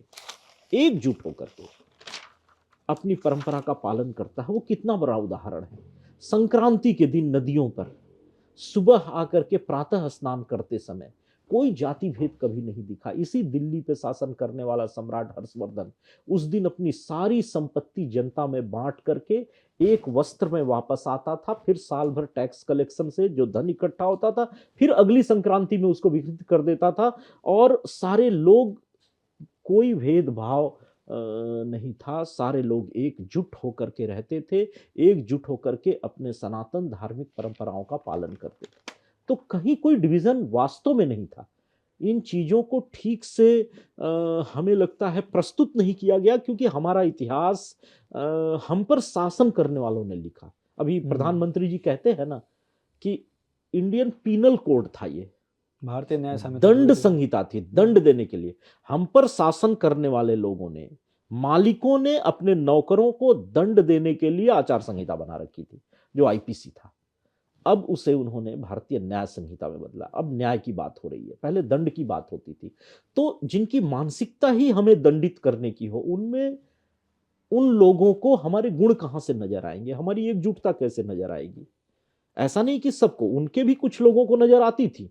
कुछ लोग कहते थे कि नहीं, हिंदू समाज से ज्यादा संगठित एकत्रित समाज कोई नहीं, ऐसे कुछ लोगों ने कहा है। लेकिन ज्यादातर लोग हमें इसी दृष्टि से देखते थे कि ये छुआछूत और इस पर से माने ऊंच नीच की भावना रखने वाला एक खंडित समाज है, ऐसे करके प्रचारित किया गया। और धीरे धीरे जब आपको कहा जाता है, एक कहावत है ना, हमारे पंचतंत्र की एक कहानी है ना, एक पंडित जी अपने कंधे पे एक बकरी लेकर के जा रहे थे बाजार में बेचने। चार अलग अलग चौराहे पे चार लोगों ने कहा कि ये कुत्ता लेके कहाँ जा रहे हो, तो उनको भी लगा ये तो कुत्ता है, फेंक के घर चले आए थे। तो वैसे ही होता है, जब आपको बार बार कहा जाता है कि आप तो बटे हुए लोग हो, आप तो जातियों में बटे हुए हो, आप बटे हुए हो, बार बार कह करके हमें ये बताया गया कि नहीं, तुम तो बटे हुए लोग हो, तुम मनुष्य हो ही नहीं, तुम हिंदू हो ही नहीं, तुम यादव हो, तुम राजपूत हो, क्षत्रिय हो, तुम बनिया हो, तुम सोनार हो, तुम लोहार हो। ये कहा। तो ये क्रिमिनलिटी आपकी नज़र में अंग्रेज़ी वो कॉलोनाइजिंग एजुकेशन का नतीजा है, या वो किस तरह से हमारा इतिहास लिखा गया और हमें पढ़ाया गया, क्या उसका नतीजा है? नहीं, हमें कम समझने वाले लोगों ने ऊपर ऊपर देख करके हमको जो समझा वो लिखना शुरू किया, वो बताना शुरू किया। हमें ठीक से समझा नहीं। हमें हमारी परंपराओं को, हमारी जड़ों को बिना समझे हुए इस प्रकार से प्रस्तुत किया गया। ठीक, तो अब थोड़ा रोल बैक करते हैं। क्या आपको 19 एक और उदाहरण दें, जी, भगवान कृष्ण यदुवंशी थे, यादव थे, और उनकी अपनी रिलेटिव कुंती कैसे हो गई? वो तो क्षत्रिय थी, वो तो क्षत्रिय थे। तो ये भेद पैदा किए गए। जो ये जो आज यादव समाज है, ये क्या है? ये महाराजा यदु के वंश परंपरा में है, जिन्होंने अपने पिता ययाति की आज्ञा नहीं मानी, इस कारण शासन का अधिकार खो दिया। अधिकार खो दिया तो जीवन यापन के लिए खेती बाड़ी गोपालन में लग गए, और एक नई कास्ट तैयार हो गई यादवों की। वास्तव में वो क्षत्रिय है। ययाति के पुत्र यदु, यदु की वंश परंपरा में कोई अलग जाति का कैसे हो जाएगा? वो तो वही जाति परंपरा है। तो ये चीजें इस प्रकार से निर्मित हुई इस देश में। हमारे यहाँ ये थे, हमारे यहाँ वर्ण व्यवस्था थी। वर्ण वो काम के आधार पे थे, जन्म से नहीं थे, जन्म के आधार पे नहीं थे। विश्वामित्र कोई ब्राह्मण थोड़े थे, वाल्मीकि ब्राह्मण थोड़े थे। वाल्मीकि ने रामायण लिखी, आज उसको वेद मंत्रों से भी ज्यादा उसकी कद्र है। वाल्मीकि की लिखी गई रामायण वेद मंत्रों से भी ज्यादा महत्व इस देश में उसका है। तो कभी जाति भेद नहीं रहा हमारे यहाँ। जाति भेद का एक भय, एक छद्म भय हमें दिखाया गया, हमें कमजोर फील कराने के लिए। तुम तो एक हो ही नहीं, तुम तो अकेले हो, तुम्हारे साथ ये तुम्हारा भाई है ही नहीं, क्योंकि वो तुम्हारी जाति का नहीं है। ये फील कराने के लिए ये सारी चीजें योजना पूर्वक की योजना गई। में। ठीक सर, रोल बैक करते हैं थोड़ा। जी, हम 1990s के दौर की बात कर रहे थे, तो उस दौर में क्या जितने भी जनजातियां थीं आपके नज़र में, क्योंकि आप उस वक्त के बाद थे, अपना काम आपने वहाँ पे शुरू किया था सामाजिक सुधार का, क्या उस दौर में जो जनजातियाँ थीं, उनके अंदर अपनी पॉलिटिकल पावर का कोई रियलाइज़ेशन था? क्या राजनैतिक दृष्टि से वो अपने आप को कोई संगठित देख पा रहे थे या उनका कोई एक्सप्रेशन था, या जैसे हम सुनते हैं कि भई फर्जी वोटिंग हुआ करती थी, या क्या स्थिति बूथ क्या थी? कैप्चरिंग। बूथ कैप्चरिंग हुआ करती थी, तो क्या पॉलिटिकल पावर का रियलाइज़ेशन जनजातियों के पास था? नहीं, मेरा अपना मानना है कि उन दिनों जब दक्षिण बिहार के उस कालखंड में एक पॉलिटिकल अवेयरनेस तो आ गया था। ये 90 जेएमएम 92 उस का वक़्त जो 90 92 का जो समय मैंने देखा है, जब मैं आया था, तो उस समय पॉलिटिकल अवेयरनेस तो आ गया था। पॉलिटिकली लोग अवेयर होना शुरू, एक एक अवेयरनेस आ गया था और ये हो गया था कि भाई हमें हमारी अलग पहचान है, हमारी अस्मिता की लड़ाई हमको लड़नी है, हमको अलग झारखंड चाहिए। क्योंकि उसी दौर के अंदर था ना जेएमएम और शिबू सोरेन वाला जो हाँ, किस्सा आता है कि हाँ, दिल्ली के अंदर हाँ। सरकार बचाने के लिए वो किस्सा हुआ। विनोद बिहारी महतो, शिबू सोरेन, निर्मल महतो, भारतीय जनता पार्टी का बहुत बड़ा योगदान है। हमेशा जब हम अलग झारखंड की बात करते हैं, तो हम इन 3-4 नामों की बात ज़्यादा करते हैं। लेकिन हमें लगता है कि भारतीय जनता पार्टी के नेताओं का योगदान बहुत बड़ा था। कड़िया मुंडा जी, उस समय के सबसे बड़े नेता थे। हमारे ललित उरांव जी, बहुत बड़े नेता थे जिन्होंने बनांचल के नाम पे एक आंदोलन खड़ा किया। भारतीय जनता पार्टी का एक ही प्रदेश में एक बनांचल इकाई बनी कि अलग से बनांचल प्रांत बनेगा। ये जो आज का झारखंड है, इसकी मांग बनांचल के नाम से भारतीय जनता पार्टी के लोग उन दिनों उठाया करते थे। और बनांचल भाजपा के नाम से अलग से इकाई बनी जिसका अपना एक प्रदेश अध्यक्ष होता था। और लगातार अलग झारखंड मांग को भारतीय जनता पार्टी के नेताओं ने बहुत मजबूती से उठाया। ललित उरांव और कड़िया मुंडा जी लीजेंड हैं इसमें, जिन्होंने इस आंदोलन को बहुत आगे बढ़ाया। उसी तरह से स्थानीय स्तर पे भी बहुत सारे नेताओं ने काफी काम किया। तो और भारतीय जनता पार्टी सत्ता में थी केंद्र में जब झारखंड का निर्माण हुआ। पर पॉलिटिकली वहाँ पर बीजेपी का इतना मेजर वो पावर में क्यों नहीं बन नहीं, पाया? भारतीय जनता पार्टी हमेशा से दक्षिण बिहार के समय से ही उस क्षेत्र में अच्छा प्रेजेंस रखती थी। और भारतीय जनता पार्टी का एक बड़ा जनाधार था और आज भी है। वो कैसे बना? क्या ये संघ के कामों की वजह से बना?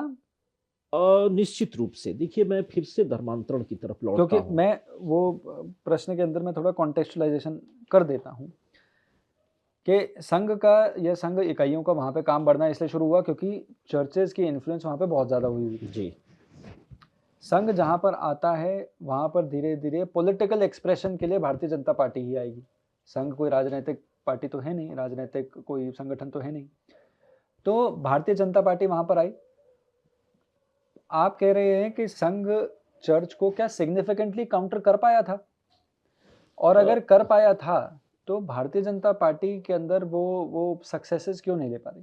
देखिए, चर्च को काउंटर करने का विषय हमारा विषय कभी नहीं रहता है। धर्मांतरण न हो, ये हमारा विषय हमेशा रहता है। झारखंड में मैंने बताया कि जीएल चर्च आया पहले और जीएल चर्च ने वहाँ कन्वर्सन शुरू किया। जीएल चर्च के प्रभाव में आकर के बड़ी संख्या में दक्षिणी छोटानागपुर के हिस्से में, जो रांची राजधानी का एरिया है, वहाँ बड़ी संख्या में धर्मांतरण हुआ, लोगों ने किया। बाद में 1890 के आसपास से रोमन कैथोलिक आना शुरू हुए वहाँ पे। मैं इसके अंदर ये भी चाहूँगा सर, आप ये भी ऐड करते चलें कि अगर आपको लगता हो कि किसी जाति पर धर्मांतरण का ज़्यादा प्रभाव रहा हो या नहीं रहा हाँ, हो? मैं बताता हूँ। उसमें उरांव जनजाति पे बहुत ज़्यादा प्रभाव रहा। फिर बाद में मुंडा भी थोड़े प्रभाव में आए। 1890 आते-आते वहाँ पर रोमन कैथोलिक आए। कैथोलिक आए तो कैथोलिक मिशन ने अपना मसल दिखाया, रिसोर्स का मसल दिखाया। बड़े-बड़े चर्चों का निर्माण होना शुरू हुआ, साधन का प्रयोग शुरू हुआ और फादर कॉन्स्टेंट लिवन्स नाम के एक बेल्जियन फादर ने वहाँ पर बरवे मिशन के नाम से एक बड़ा काम खड़ा किया। गुमला जिले में ज़्यादा उनका काम हुआ, जो जसपुर के रास्ते में, रांची से जसपुर के रास्ते में गुमला जिला है, जिसकी बात आप कर रहे थे कि वहाँ घरों के सामने अब क्रूस गड़े हुए दिखते हैं, तो वही वो क्षेत्र था फादर कॉन्स्टेंट लिवन्स का। और ये दुनिया के सबसे सफलतम ईसाई मिशनरी वर्क में से एक है। अच्छा। अपने जीवन काल में फादर कॉन्स्टेंट लिवन्स ने लाखों लोगों को धर्मांतरित किया, और ये दुनिया का सबसे सफलतम ईसाई मिशनरी वर्क है, जो गुमला जिले से शुरू करके सिमडेगा जिले होते हुए और आज के खूंटी जिले तक आया। एक बड़ा क्षेत्र जिसको बरवे मिशन के नाम से हम जानते हैं, कटकही नाम के एक स्थान से उन्होंने पहला चर्च बनाया, और इस तरह से करके वो रांची के मनरेसा हाउस में रहते थे। उनका एक घोड़ा था, उसका नाम था पॉलिस।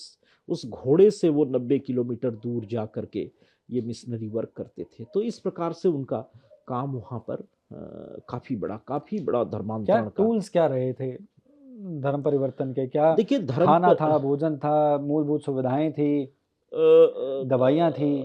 धर्मांतरण के लिए बहुत प्रकार के हथकंडे अपनाए गए, और उसमें छल बल सब कुछ था, और कुछ तो केस मुकदमे भी थे। बड़ी संख्या में आदिवासी समाज के ऊपर उस समय के तत्कालीन जो अंग्रेजी शासन से जुड़े हुए जमींदार थे, उनके द्वारा जमीन जायदाद के केस किए जाते थे। वो केस मुकदमे कोर्ट में लड़ नहीं पाते थे आदिवासी समाज के, तो ये फादर लोग उनका केस लड़ते थे, और लड़ करके वो केस को जिताने के बाद उनके गले में क्रूस डाला जाता था। तो इस प्रकार की भी घटनाएं होती थी। लोग बाद में उन्हें अपना मसीहा समझने लगे, हुँ। उनकी लड़ाई में उनको अपने पास खड़ा देखने लगे, स्वतः भी लोग आकर के कन्वर्सन करने लगे। लेकिन कुल मिलाकर के आदिवासी संस्कृति का बहुत बड़ा नुकसान हुआ। जो आदिवासी महान संस्कृति के वाहक उरांव मुंडा जनजाति के लोग, और मैं फिर से दोहरा रहा हूं, उनकी परंपराओं में ही मानव जाति के सभ्यता के विकास का रहस्य छुपा हुआ है, हुँ। उसे नष्ट किया गया। एक विदेशी, मैं सीधे कहूंगा, एक विदेशी संस्कृति को अपनाने के लिए प्रेरित किया गया। पर उस दौर के अंदर भारत सरकार या बाकी संगठन क्या कर रहे थे? कब नहीं, ये उनमें कब वो होश आया कि इसके उस बारे में समय कुछ तो करना? ब्रिटिश शासन था, और ब्रिटिश शासन भी इस धर्मांतरण के कहीं न कहीं थोड़ा बहुत विरोध में था, क्योंकि इससे समाज में एक अशांति पैदा हो रही थी। और वो तो बैलेंस एक्ट हुआ ना सर, वो तो पहले तो वो चाहते थे कि भई कन्वर्जन हो, क्योंकि व्हेरेवर हाँ, द जब उनका बिजनेस द चर्च होता हर्ट हुआ। है और वो चर्च होता है और क्वीन होती है, दोनों साथ-साथ ही चलते हैं ना। तो उनके वो नहीं, अगर उनके यहाँ भी समस्या थी, प्रोटेस्टेंट, कैथोलिक, ये हाँ, सारी समस्याएँ थी, जिसके कारण कई बार प्रशासनिक जो है डिफरेंसेस भी हुए चर्च और ब्रिटिश शासन के विरुद्ध में। उसका भी पूरा इतिहास है। जनरल रेनी नाम का एक व्यक्ति को ब्रिटिश शासन ने भेजा फादर कॉन्स्टेंट लिवन्स को रोकने के लिए। उन्होंने उनके गुमला जाने में सैंक्शन लगाया कि आपको रांची छोड़ करके नहीं जाना है। बाद में वो बेल्जियम वापस गए। तो वो सारी चीजें भी हुई, लेकिन तो कुल मिला के मेरा जो बिंदु ये है कि जिस किसी भी प्रकार से धर्मांतरण हुआ, हुँ, धर्मांतरण ने आदिवासी समाज का बड़ा नुकसान किया, और बाद में सुप्रीम कोर्ट का एक डिसीजन भी आया कि अपनी रूढ़िवादी सांस्कृतिक परंपराओं का पालन करने वाला व्यक्ति ही आदिवासी माना जाएगा। तो जो उनकी रूढ़िवादी परंपराएं थी, उसके पालन का अभ्यास खत्म हो गया उनका। हुँ। उनकी अपनी कुड़ुक, मुंडारी, हो, संथाली भाषा थी। उस भाषा की जगह धीरे-धीरे अंग्रेजी ने स्थान ले लिया। प्रकृति के आराधक लोग, जो प्रकृति की आराधना करते थे, प्रकृति के साथ जीवन यापन करते थे, वो चर्च जाने लगे। तो एक प्रकार से कहीं न कहीं आदिवासी संस्कृति का विनाश शुरू हुआ। तो उसी दौर में वहाँ पे वनवासी कल्याण आश्रम की जो स्थापना हुई थी, वो भी शायद उसी दौर में नहीं, और उसी बनवासी कल्याण आश्रम की स्थापना उसके बहुत बाद हुई, आज़ादी के बाद। आज़ादी के ये बाद। 52-53 उसको के काउंटर आसपास। करने के लिए बेसिकली। काउंटर करना ठीक नहीं कहेंगे। एक घटना घटी थी, जवाहरलाल नेहरू मध्य प्रदेश आए थे आज़ादी के ठीक बाद, और वहाँ पर चर्च के द्वारा देश के प्रधानमंत्री का विरोध किया गया, और कहा गया कि जवाहरलाल नेहरू गो बैक, और ये कहा गया कि हम इस देश पर आपके शासन को नहीं मानते हैं, और यीशु का शासन आने वाला है। तो उस समय की तत्कालीन नेहरू सरकार ने जस्टिस नियोगी कमेटी बैठाई। जस्टिस नियोगी कमेटी की रिपोर्ट जब आप पढ़ेंगे तो उसने उस समय ही 50 से 60 के दशक में ही इस धर्मांतरण का भयावह रूप प्रस्तुत किया अपने रिपोर्ट में। और ये एक देश विरोधी, राष्ट्र विरोधी, देश को खंडित करने वाली गतिविधि है। ये जस्टिस नियोगी कमेटी की रिपोर्ट में सब कुछ है। बाद में अदृश्य शक्तियों ने भारत सरकार को कोई कार्रवाई करने से रोक दिया उस पर, लेकिन जस्टिस नियोगी कमेटी की रिपोर्ट पढ़ेंगे तो उस समय ही जस्टिस नियोगी कमेटी की रिपोर्ट ने धर्मांतरण के नुकसान को सबके सामने ले आए। और कहीं ना कहीं इन घटनाओं से ही जनजातीय समाज के बीच में उनकी धर्म संस्कृति, उनकी परंपराओं का रक्षण हो, वो सुरक्षित रहे, इस भाव के साथ बनवासी कल्याण आश्रम ने अपना काम जसपुर से प्रारंभ किया।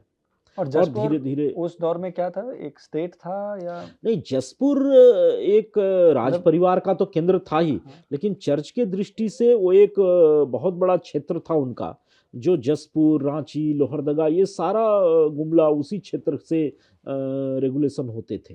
बाद अच्छा, में रांची एक अलग से उनका केंद्र बना कैथोलिक मिशनरियों का, और गोस्नर एंड लुथेरान जर्मन मिशनरियों का केंद्र तो पहले से रांची था। तो अच्छा, अलग अलग मिशनरियों ने अलग अलग समय अलग अलग स्थान को केंद्र बना करके काम किया, जिसमें मुख्य रूप से जीएल चर्च ने रांची को केंद्र बनाया, और कैथोलिक पश्चिम बंगाल में आसनसोल को बड़ा केंद्र बनाया जो झारखंड से बिल्कुल सटा हुआ है, और जसपुर को केंद्र बनाया। बाद में वो रांची आए और रांची में बिशप हाउस बना। बाद में तो रांची से तिलस्पर फिर टोप्पो साहब कार्डिनल भी बने, और रांची को बाद में वेटिकन ऑफ ईस्ट का दर्जा प्राप्त हुआ। इतना बड़ा मिशनरी काम प्रारंभ हुआ। तो कुल मिलाकर के नुकसान इसमें आदिवासी परंपराओं का हुआ, आदिवासी समाज का हुआ। हाँ, बाद में जब संघ ने काम शुरू किया तब इसमें जबरदस्त ब्रेक लगा और धर्मांतरण में कमी आई। आदिवासी समाज के अपना नेतृत्व खड़ा होना प्रारंभ हुआ। बहुत बड़ी संख्या में नेतृत्व खड़ा हुआ। आज का जो छत्तीसगढ़ है, नॉर्थ उड़ीसा है, पूरा झारखंड है, यहां आप अब देखेंगे बड़ी संख्या में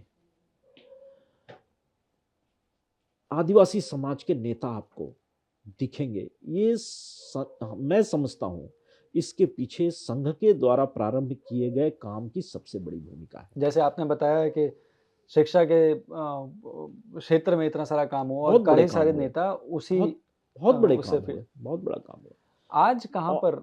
और देखिए, जहाँ पर पॉलिटिकल हमारे प्रेजेंस की बात है, आप देखिए 2014 में हमें झारखंड में 37 सीटें प्राप्त हुई थी चुनाव में, जो अब तक का हमारा सबसे अच्छा प्रदर्शन है। और उसमें बड़ी संख्या में 11-12 सीट हम ट्राइबल की जीत के आए थे। केवल दक्षिणी छोटा नागपुर में हम खूंटी जीते, हम तोरपा जीते, हम सिमडेगा जीते, हम गुमला जीते, सिसई जीते, मांडर जीते, खिजरी जीते। 7 ट्राइबल सीटें हम रांची के आसपास जीते, जहां सबसे बड़ा मिशनरियों का काम है। तो ऐसा नहीं है कि भारतीय जनता पार्टी के साथ आदिवासी समाज नहीं रहा, बहुत बड़ी संख्या में रहा, आज भी बहुत बड़ी संख्या में है। आज भी झारखंड में इकलौती पार्टी के रूप में सबसे बड़ा वोट बैंक हमारे पास ही है। इस बार जो चुनाव हुए, हमने बहुत, हमारी आशा से बहुत कम सीटें वहां आई, लेकिन फिर भी हमारा वोट नहीं घटा। एक अरिथमेटिकल कैलकुलेशन से हम चुनाव नहीं जीत पाए। हमारा वोट डिवाइड हुआ थोड़ा, वहाँ जयराम महतो की पार्टी ने हमें नुकसान पहुंचाया। उधर कांग्रेस और जेएमएम का गठबंधन बहुत सफल रहा, तो उनके पक्ष में वोटों का पोलराइजेशन बहुत इफेक्टिव तरीके से हुआ। तो इन कारण से हम चुनाव हारे जरूर, लेकिन हमारा वोट घटा नहीं। हम केवल 68 सीट पे चुनाव लड़े और 59 लाख वोट लाए। एक सीट पे हम 86,000 ऑन एन एवरेज वोट लाए, जो पहले से 23,000 वोट ज्यादा है। हर सीट पे हमने 23,000 वोट बढ़ाए। तो हमने जनाधार नहीं खोया। एक कैलकुलेशन ऐसा है कि हम उसे सीट में कन्वर्ट नहीं कर पाए। अब एक उदाहरण इसका ये देते हैं, वहां 28 सीट ऐसी है विधानसभा की जो ट्राइबल रिजर्व है। और उसमें से ट्राइबल रिजर्व 28 में से हम 1 सीट जीत पाए केवल। 27 सीट हम नहीं जीत पाए। बाबूलाल मरांडी जी एक सामान्य सीट से चुनाव जीते। कुल 2 ट्राइबल हमारे नेता चुनाव जीते और 28 ट्राइबल रिजर्व सीटों में हम केवल 1 जीत पाए। 27 सीट हम नहीं जीत पाए। उसका प्रमुख कारण कांग्रेस जेएमएम का बहुत प्रभावी गठबंधन रहा।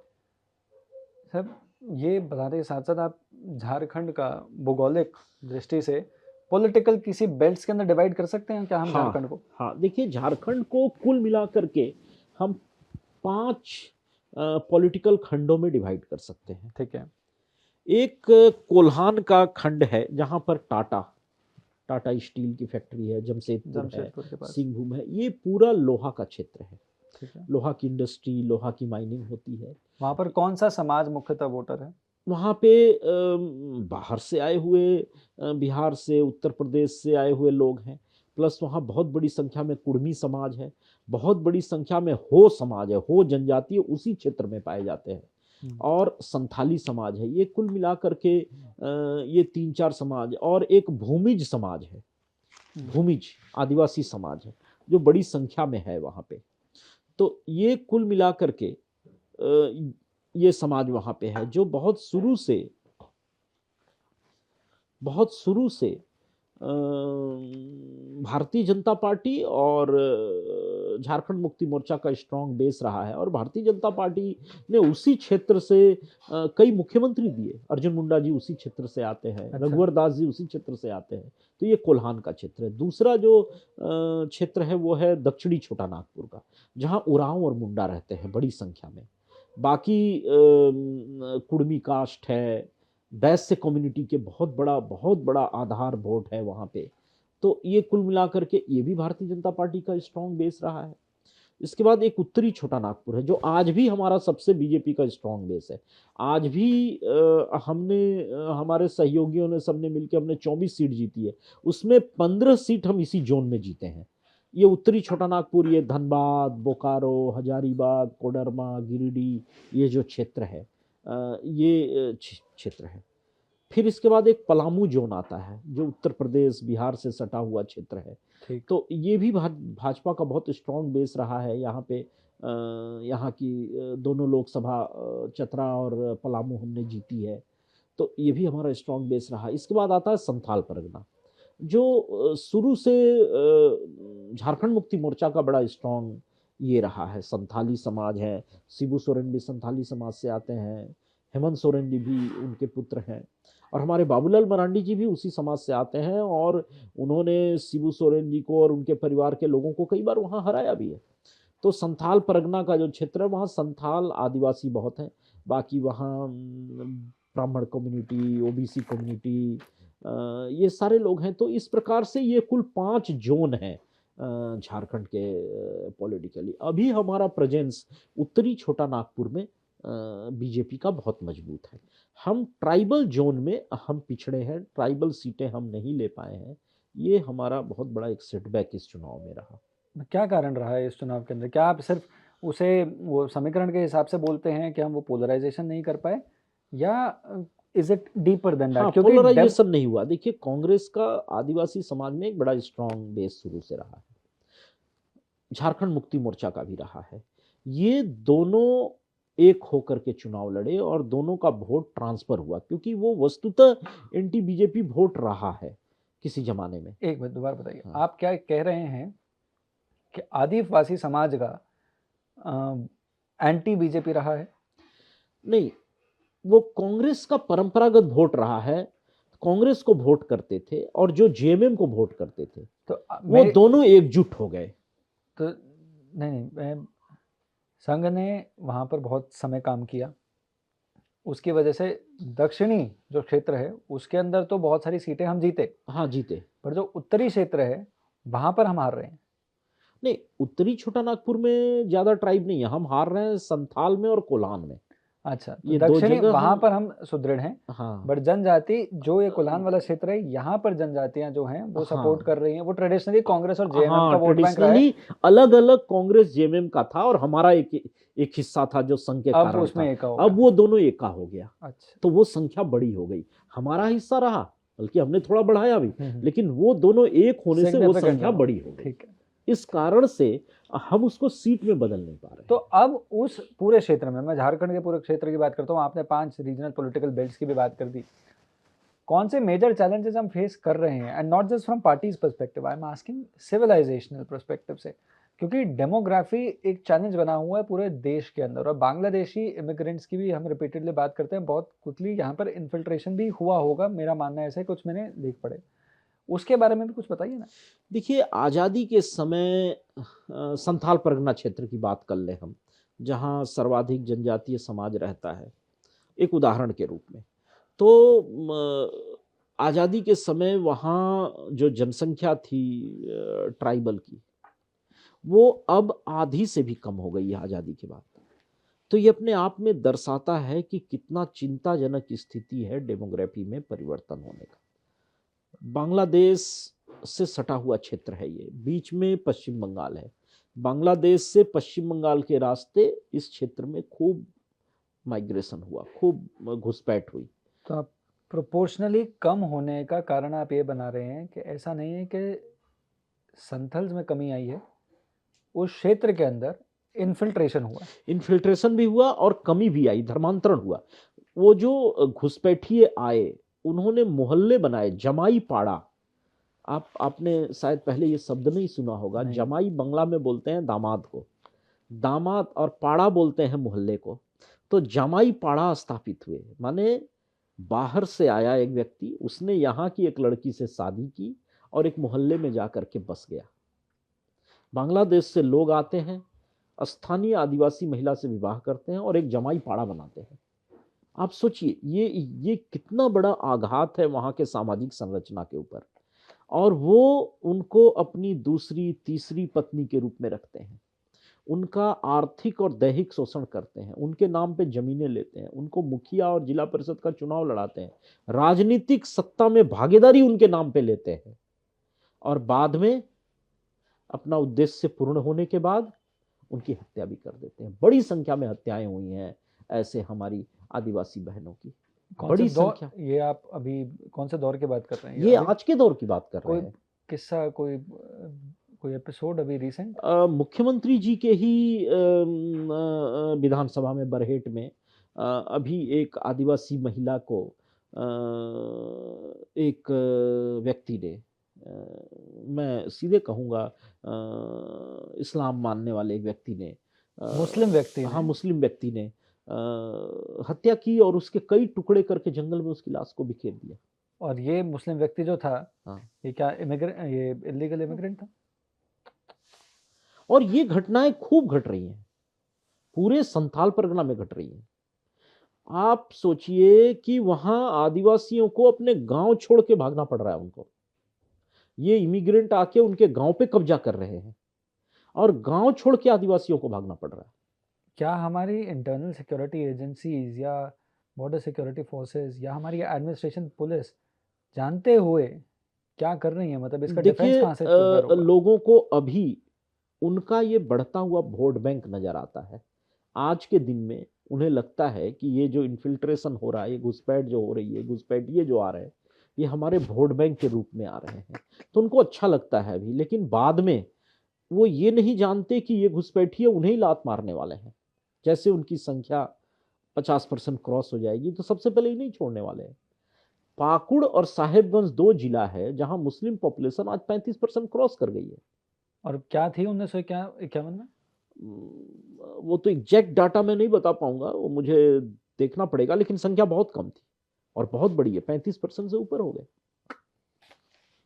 और ये सब हमारे नाक के नीचे हो रहा है। नाक के नीचे हो रहा है।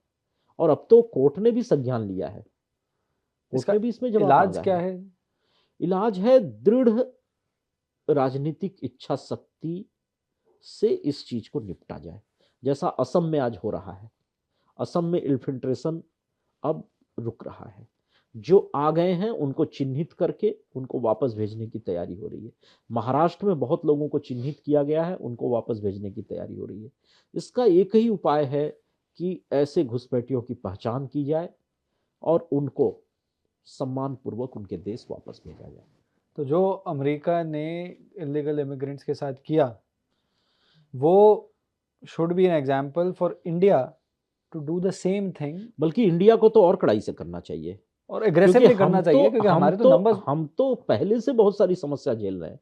पॉपुलेशन का भ्रष्ट है हमारे यहाँ। हम तो पहले से ओवर पॉपुलेटेड कंट्री है। हमारे यहाँ हमारे साधनों से हम अपने लोगों का पेट नहीं भर पा रहे हैं। हमें तो बल्कि अमेरिका से ज्यादा कड़ाई से करना चाहिए। अमेरिका तो थोड़ी देर के लिए मान भी ले, उसके पास इतने साधन है, सब है, लैंड बैंक है, लैंड बैंक रिसोर्सेज है, हैं, सब है। मॉनेटरी रिच है। हमें तो जीरो टॉलरेंस की नीति अपनानी तो चाहिए इस आप पर। कह रहे हैं कि झारखंड के अंदर पिछले 200-300 वर्षों के अंदर पहले तो झारखंड का जो जनजातीय समाज है, जो लोकल समाज है, जो वहाँ पर हज़ारों साल से बढ़ता पनपता रहा है और फ्लरिश किया है, जिसने अपनी सभ्यता, अपनी परंपराओं को संभाल के संजो के रखा है, वो पिछले 200-300 वर्षों के अंदर पहले वो ईसाइयों से और क्रिश्चियन मिशनरी से झगड़ा, और उसके अब आक्रांताओं से घुसपैठिए से, सफ़र किया, अब और अब वो घुसपैठ से घुसपैठ इस्लामिक घुसपैठियों से। लड़ रहा है और बहादुरी से लड़ रहा है आदिवासी समाज। ऐसा नहीं कि इसने हथियार डाल दिए हैं। आदिवासी समाज लड़ रहा है, धर्मांतरण से भी लड़ रहा है और इन घुसपैठियों से भी लड़ रहा है। हमें अब उनके साथ खड़े होने की जरूरत है, हमें उनकी आवाज बनने की जरूरत है।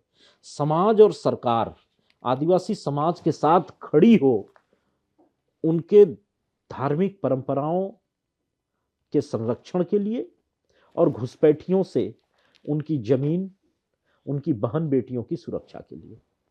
अरे घुसपैठ हो किस तरफ से रहा है सर? रूट क्या रहता है, या पश्चिम कोई बंगाल, ठेकेदार बन गए हैं? पश्चिम बंगाल पहले तो क्या आप कह रहे हैं कि पश्चिम बंगाल के अंदर कई सारे इलाकों पर पूर्ण कब्जा हो चुका हो है चुका है। और उसके पश्चिम बाद आगे बंगाल का बहुत बड़ा हिस्सा बांग्लादेशी घुसपैठियों के कब्जे में है, बहुत और बड़ा हिस्सा। बांग्लादेशी वेस्ट बंगाल बंगाल की सरकार क्या सो रही है इस पूरे नहीं, प्रकरण में? वोट बैंक की राजनीति, ममता बनर्जी को वो उनका वोट बैंक नजर आता है। और बांग्लादेशी घुसपैठ एक वोट बैंक की तरह है कई राजनीतिक दलों के लिए। और बहुत आसानी से उनका आधार कार्ड, बहुत आसानी से उनका वोटर आईडी कार्ड यहाँ जाली तरीके से बना दिए जाते हैं। बाद में वो देश के किसी भी हिस्से में पहुंच जाते वो हैं आपको। पहचान पत्र लेके पहुंच जाते हैं, कहते हैं मैं तो पश्चिम बंगाल से आया हूं, वास्तव में बांग्लादेशी हैं। तो ये एक बड़ी समस्या। अभी देखिए ना, हरियाणा के नूह में कई बांग्लादेशी घुसपैठिए पहचाने गए हैं अभी, जिन पर वीडियो भी कई वायरल हुए। हाँ हाँ, बताते हुए लोगों ने कहा कि मैं बांग्लादेश से बांग्लादेश आया से। हूँ, मैं बर्मा से आया हूँ, म्यांमार से आया हूँ, वो तो एक रोहिंग्या हूँ। नेटवर्क भी है ना सर, नेटवर्क भी। जो जितनी भी मस्जिदें हैं, मज़ारे हैं या मदरसे हैं, उनका एक नेटवर्क भी तो चल रहा है। और मेरा तो इसमें यह भी कहना है कि ये जो बाहर से घुसपैठिए आ रहे हैं ना, ये इस देश के मुसलमानों के लिए सबसे ज्यादा खतरा है, क्योंकि वो वही पेशा उनका है जो यहाँ के मुसलमानों का पेशा है। वो यहाँ के मुसलमानों के दर्जी के पेशे पे के लिए खतरा है। यहाँ के मुसलमानों के जो पेंटिंग का काम करते हैं, जो फर्नीचर बनाने का काम करते हैं, उनके लिए खतरा है। ये तो इस देश के मुसलमानों का ही रोजगार छीन रहे हैं। पर हिंदू समाज के लिए क्या भविष्य क्या है? ऐसे ही आप हिंदू समाज को आप ये समझिए कि समाज ऐसा नहीं है कि समाज पिछले 1000 वर्षों से इन्हीं सारे मुद्दों से, इन्हीं सारे झगड़ों से अपने आप को बचाता नहीं आया है। ऐसा नहीं है, हमने खोया है। हम तो क्या है, वो कहते हैं ना कि हम तो सेंट्रल एशिया तक थे, हिंदू कुश से ऊपर थे हम। हम अफ़गान, तुर्कमेनिस्तान सबके अंदर हमारी परंपराएँ हुआ करती थी, तो हमने वो खोया, अफ़गान खोया, पाकिस्तान खोया, बांग्लादेश खोया। और आज जब पहली बार, मतलब आज़ादी के बाद पहली बार, और आज़ादी के बाद क्या, अब शायद 1556 के पास, जब कुछ समय के लिए मेरे ख्याल से हेमू का कब्ज़ा रहा था यहाँ पर, तब से लेकर अब आप वोकली देखते हैं कि कोई एक प्रधानमंत्री अपने आप को हिंदू बोलते हैं, क्योंकि इससे पहले आज़ादी के बाद भी एक लंबा समय तक अपने आप को वो सेक्युलर आइडेंटिटी के ऊपर प्रेज़ेंट करने का एक कांग्रेस के अंदर प्रचलन था। ये तो 2014 के बाद प्रधानमंत्री नरेंद्र मोदी आए, जिन्होंने ये निर्णय किया कि भाई he is a vocally, he is a Hindu, और वो प्रैक्टिस भी वैसे करते हैं और अपनी फेथ को और अपनी गवर्नेंस को बहुत ज़्यादा ओवरलैप होने भी नहीं देते, पर ये इंश्योर करते हैं कि हिंदू को एक संगठित एक लीडर भी मिल रहा है। आज विश्व का हिंदू प्रधानमंत्री नरेंद्र मोदी के अंदर अपने एक लीडर को देखते हैं। तो हिंदू समाज लंबे समय से लड़ रहा था। आज हिंदू समाज कहाँ पर खड़ा है इन सारे चैलेंजेस के सामने, and where is the future, what do you think? मैं आपकी बात से पूरी तरीके से सहमत हूँ। आदरणीय नरेंद्र भाई मोदी प्रधानमंत्री के रूप में जिस गर्व बोध से अपनी हिंदू पहचान से पूरे विश्व को परिचय करा रहे हैं, ये काम विवेकानंद और रामकृष्ण मिस परमहंस ने प्रारंभ किया था। रामकृष्ण परमहंस की प्रेरणा से विवेकानंद ने पूरे विश्व को अपने हिंदू गर्व बोध से परिचय कराया। जब वो शिकागो के धर्म सम्मेलन में गए, वहाँ से प्रारंभ करके पूरे अपने यूरोप की यात्राओं से होते हुए भारत तक हिंदू गर्वबोध ये पैदा किया। उसी काम को बाद में डॉक्टर हेडगेवार और द्वितीय सरसंघ चालक गोलवलकर ने आगे बढ़ाया। बाद में उसी को एक राजनीतिक प्लेटफॉर्म से डॉक्टर मुखर्जी और दीनदयाल उपाध्याय जी ने और विस्तार दिया। अटल जी आडवाणी जी ने राम रथ यात्रा और विभिन्न आंदोलन और कार्यक्रमों के माध्यम से जन आंदोलन का रूप दिया। इसी कड़ी और में आज इसी कड़ी में प्रधानमंत्री नरेंद्र मोदी जी भी लगभग 100 वर्ष बाद सेम जगह पर गए थे, सेम जगह पे गए थे, और वो भी रामकृष्ण परमहंस जो रामकृष्ण उसी मिशन है, परंपरा में पूरे दीक्षित सेम है, परंपरा में हैं उसी भी वो। परंपरा में। तो मैं यही कहना चाह रहा हूं कि विवेकानंद ने जो हिंदू गर्वबोध एक पैदा किया इस देश के लोगों के बीच में, उस काम को एक नई ऊंचाई तक पहुंचाने का काम नरेंद्र मोदी इस समय पूरे विश्व में कर रहे हैं। ये काम 1890 से शुरू हो गया था, जो अब अपनी एक अलग ऊंचाई पर है। दूसरा, हमने अपना बहुत सारा भौगोलिक क्षेत्र खोया जरूर है, लेकिन हमारा विस्तार भी हो रहा है। आज हिंदू संस्कृति एक ग्लोबल संस्कृति के रूप में सबसे ज्यादा स्वीकार्य संस्कृति है, ये अब विश्व मानता है। आप इस कुंभ में देख लीजिए या इस्कॉन का आंदोलन देख लीजिए। श्रील प्रभुपाद महाशय बंगाल से अमेरिका जाते हैं और इस्कॉन की स्थापना करते हैं, और आज इस्कॉन की एक्सेप्टेबिलिटी देखिए आप पूरे विश्व में। वो कृष्ण भक्ति का आंदोलन है। आप कुंभ में आए हुए पूरे दुनिया भर के लोगों को देखिए, तो कहीं ना कहीं हिंदू धर्म ने जितना अपना भौगोलिक क्षेत्र खोया है, मेरा अपना मानना है और इस पर मुझे बड़ा गर्व है कि हमारी संस्कृति अब पहले से भी ज्यादा व्यापक आकार ले रही है, पहले से भी ज्यादा बड़े भौगोलिक क्षेत्र पे अपना प्रभाव विस्तार कर रही है। जरूरत है हम मूल भारतीय लोगों का, जो इस महान संस्कृति के वाहक हैं, अपने पूरे गर्वबोध के साथ ये इस काम को आगे बढ़ाएं, इस विश्वास के साथ कि अंततः हमारी विजय होगी ही। हमारी आने वाली पीढ़ियां, हो सकता है ये विजय मेरे जीवन काल में न आए, लेकिन हमारे आने वाली पीढ़ियों के जीवन काल में आएगी। इस गर्वबोध को अगर हम लगातार बनाए रखते हुए अपने आने वाली पीढ़ियों को तैयार कर पाएं, तो ये मुझे तो असंभव नहीं लगता है कि एक दिन विश्व में फिर से वापस हिंदू संस्कृति के मानने वाले लोग बहुत बड़ी संख्या में तैयार होंगे। और सबसे बड़ी बात यह है, जो मुझे जिस पर गर्व होता है, एक ईसाई मिशनरी आती है, गुमला जाती है, और वो वहाँ के एक बहुत साधारण, बहुत सरल लोगों को छल बल से, धोखे से धर्मांतरित करती है। आज हिंदू संस्कृति को जो पूरे विश्व में अपनाने वाले लोग हैं, वो उनके क्वालिटी लोग हैं, उनका पढ़ा लिखा माइंड है, जो उनके संपन्न लोग हैं। ये हमारी संस्कृति, हमारे धर्म की ताकत को दिखाता है। जो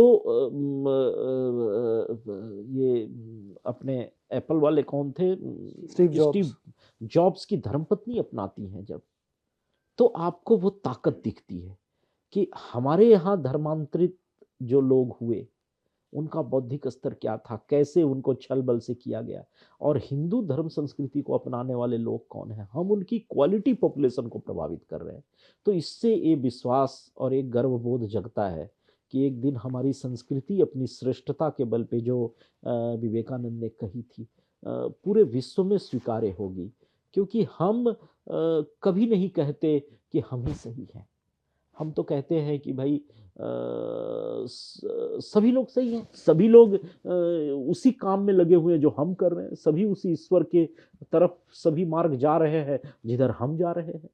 हम तो कभी हम ही सही हैं ये नहीं कहते, हम कभी नहीं गजवा ये हिंद की बात कहते, हमारा कोई प्रॉफिट गजवा ये हिंद की बात नहीं पर करता। पर इस पूरे प्रकरण में भारतीय जनता पार्टी और आने वाली पीढ़ी कहाँ पर है देखिए आपके नज़र से? देखिए भारतीय जनता पार्टी एक स्वाभाविक रूप से भारत की अपनी जो भू सांस्कृतिक पहचान है उसकी उपज है। मैं इसको शुद्ध रूप से भारतीय लोगों के द्वारा तैयार किया गया एक राजनीतिक दल मानता हूं। भारत में जो अन्य राजनीतिक विचारधाराएं हैं वो या तो समाजवाद या साम्यवाद या पूंजीवाद के विचारधारा के आधार पे अपनी राजनीतिक गतिविधियां चलाती हैं। और ये जो तीनों विचारधाराएं हैं इसमें मनुष्य एक शरीर है और शरीर के लिए रोटी कपड़ा मकान की व्यवस्था हो जाए तो उसे और कुछ नहीं चाहिए। लेकिन भारत में ये चिंतन कभी नहीं रहा। भारत में मनुष्य केवल शरीर, केवल एक बायोलॉजिकल यूनिट नहीं है।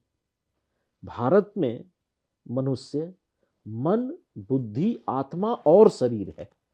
मनुष्य मन, बुद्धि, आत्मा के साथ शरीर है।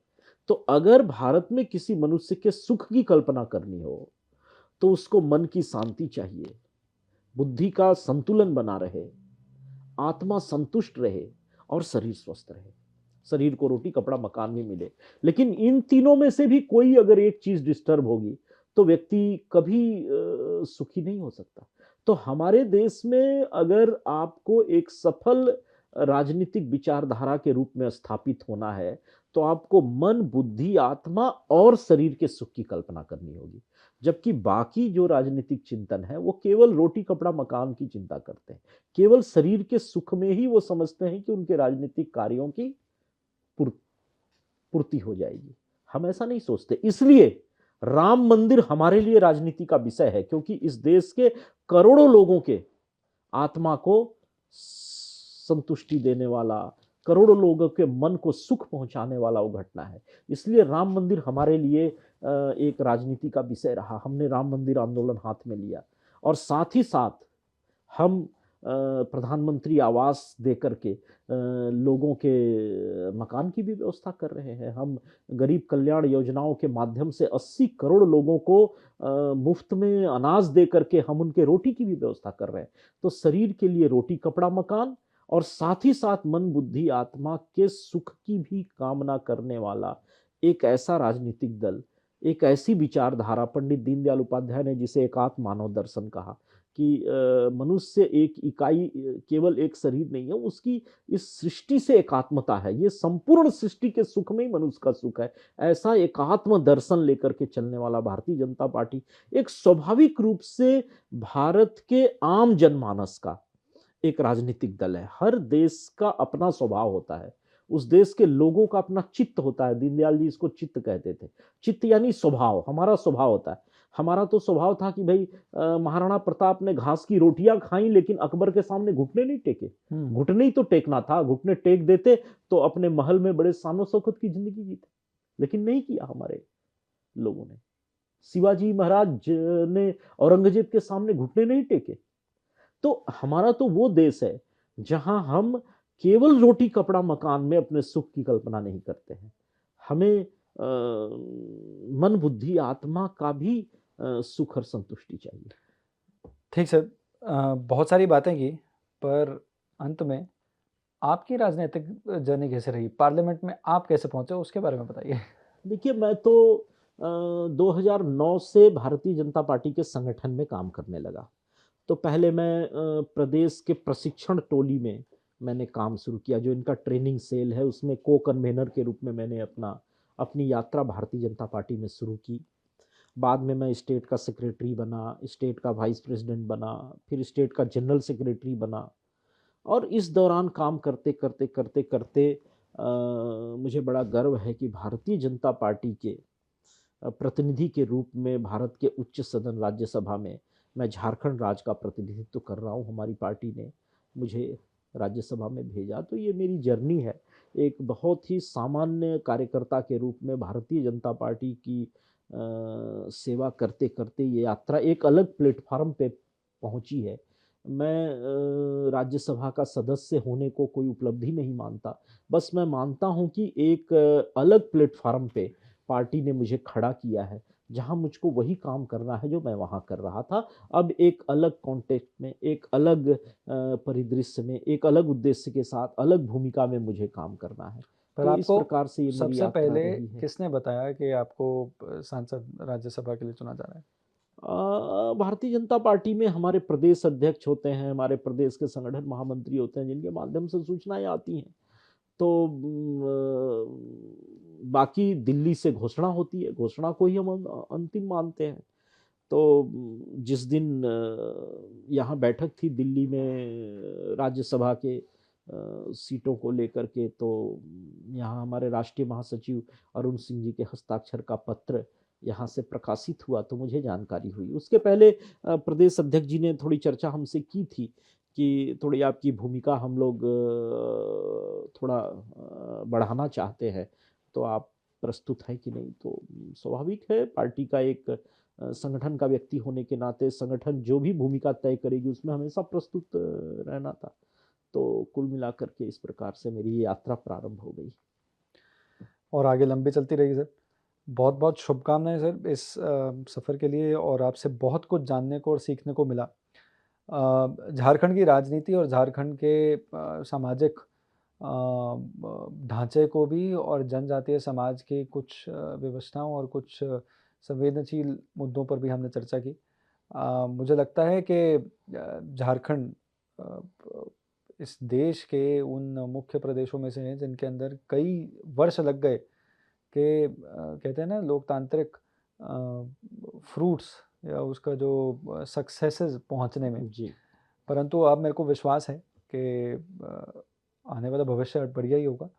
उसके पीछे कई और चीज़ें हैं, क्योंकि इंटरनेट एक ऐसी चीज़ है, सोशल मीडिया एक ऐसी चीज़ है जिसने ये जो सारे मुद्दे थे जो इतने लोकल हुआ करते थे, वो आज दिल्ली में बैठे या बैंगलोर बैठे या विदेश में भी बैठे लोग जान पा रहे हैं, समझ पा रहे हैं। जी। और स्वाभाविक है, इन्फॉर्मेशन इज़ कैपिटल। अगर आपको पता है तभी आप उसके बारे में चिंतन कर पाएंगे। आपने वक्तव्य से, इस चर्चा से, मुझे विश्वास है कि मेरे जितने भी श्रोता हैं उनको बहुत कुछ जानने को और सीखने को मिलेगा, और शायद अलग-अलग मंचों पर, शायद अपनी चर्चाओं में, चाहे विश्वविद्यालय में हो, चाहे महाविद्यालय में हो, वो इन मुद्दों को ज़रूर छेड़ना या उसके बारे में कुछ जानना पसंद करेंगे। और जितने भी लोग जानेंगे, जितने भी लोग चर्चा करेंगे, उसी से धीरे-धीरे एक बदलाव आएगा। मुझे लगता है कि जिस परंपरा से, जब भारतीय परंपरा से हम जुड़े हुए हैं, ये जो डिस्कशन और जो डिबेट होता है, ये चर्चा होती है, उससे ही सामाजिक डेवलपमेंट होता है। तो बहुत-बहुत धन्यवाद आपका। बहुत अच्छा लगा आपसे बातें करके, बहुत बहुत बहुत अच्छा लगा आपसे बातें सीख करके, और मैं चाहूँगा कि ये चर्चाएँ चलती रहें, बढ़ती जी। रहें, आपसे और कुछ जानने को और सीखने को मिलता रहे। जी। अगर समय सही, अगर अनुमति देगा तो थोड़ा-सा और विमर्श जी, करके बिल्कुल। हम जल्द एक और बार एक और ऐसे सेशन के अंदर बैठेंगे। मुझे मुझे मुझे भी इंतजार रहेगा, बहुत अच्छा लगा मुझे भी। ठीक है। इन बातों बहुत-बहुत पे चर्चा करने का एक काम आपने जो शुरू किया है, उसके लिए मेरा बहुत हार्दिक बधाई आपको, आप बहुत साथ साधुवाद दीजिएगा सर। आपको। इसको हम अलग-अलग मंचों के अंदर जैसे भी हम इसको प्रसारित करेंगे, तो उसका आप प्रमोट भी कीजिएगा। जी, बिल्कुल। आपके साथ, आपके आशीर्वाद, आपकी शुभकामना का मैं मतलब उसी इच्छा से आपको प्रणाम करता हूँ, नमस्ते जी, करता हूँ, और अपने जी, सभी भी धन्यवाद। दर्शकों को बहुत-बहुत धन्यवाद। धन्यवाद।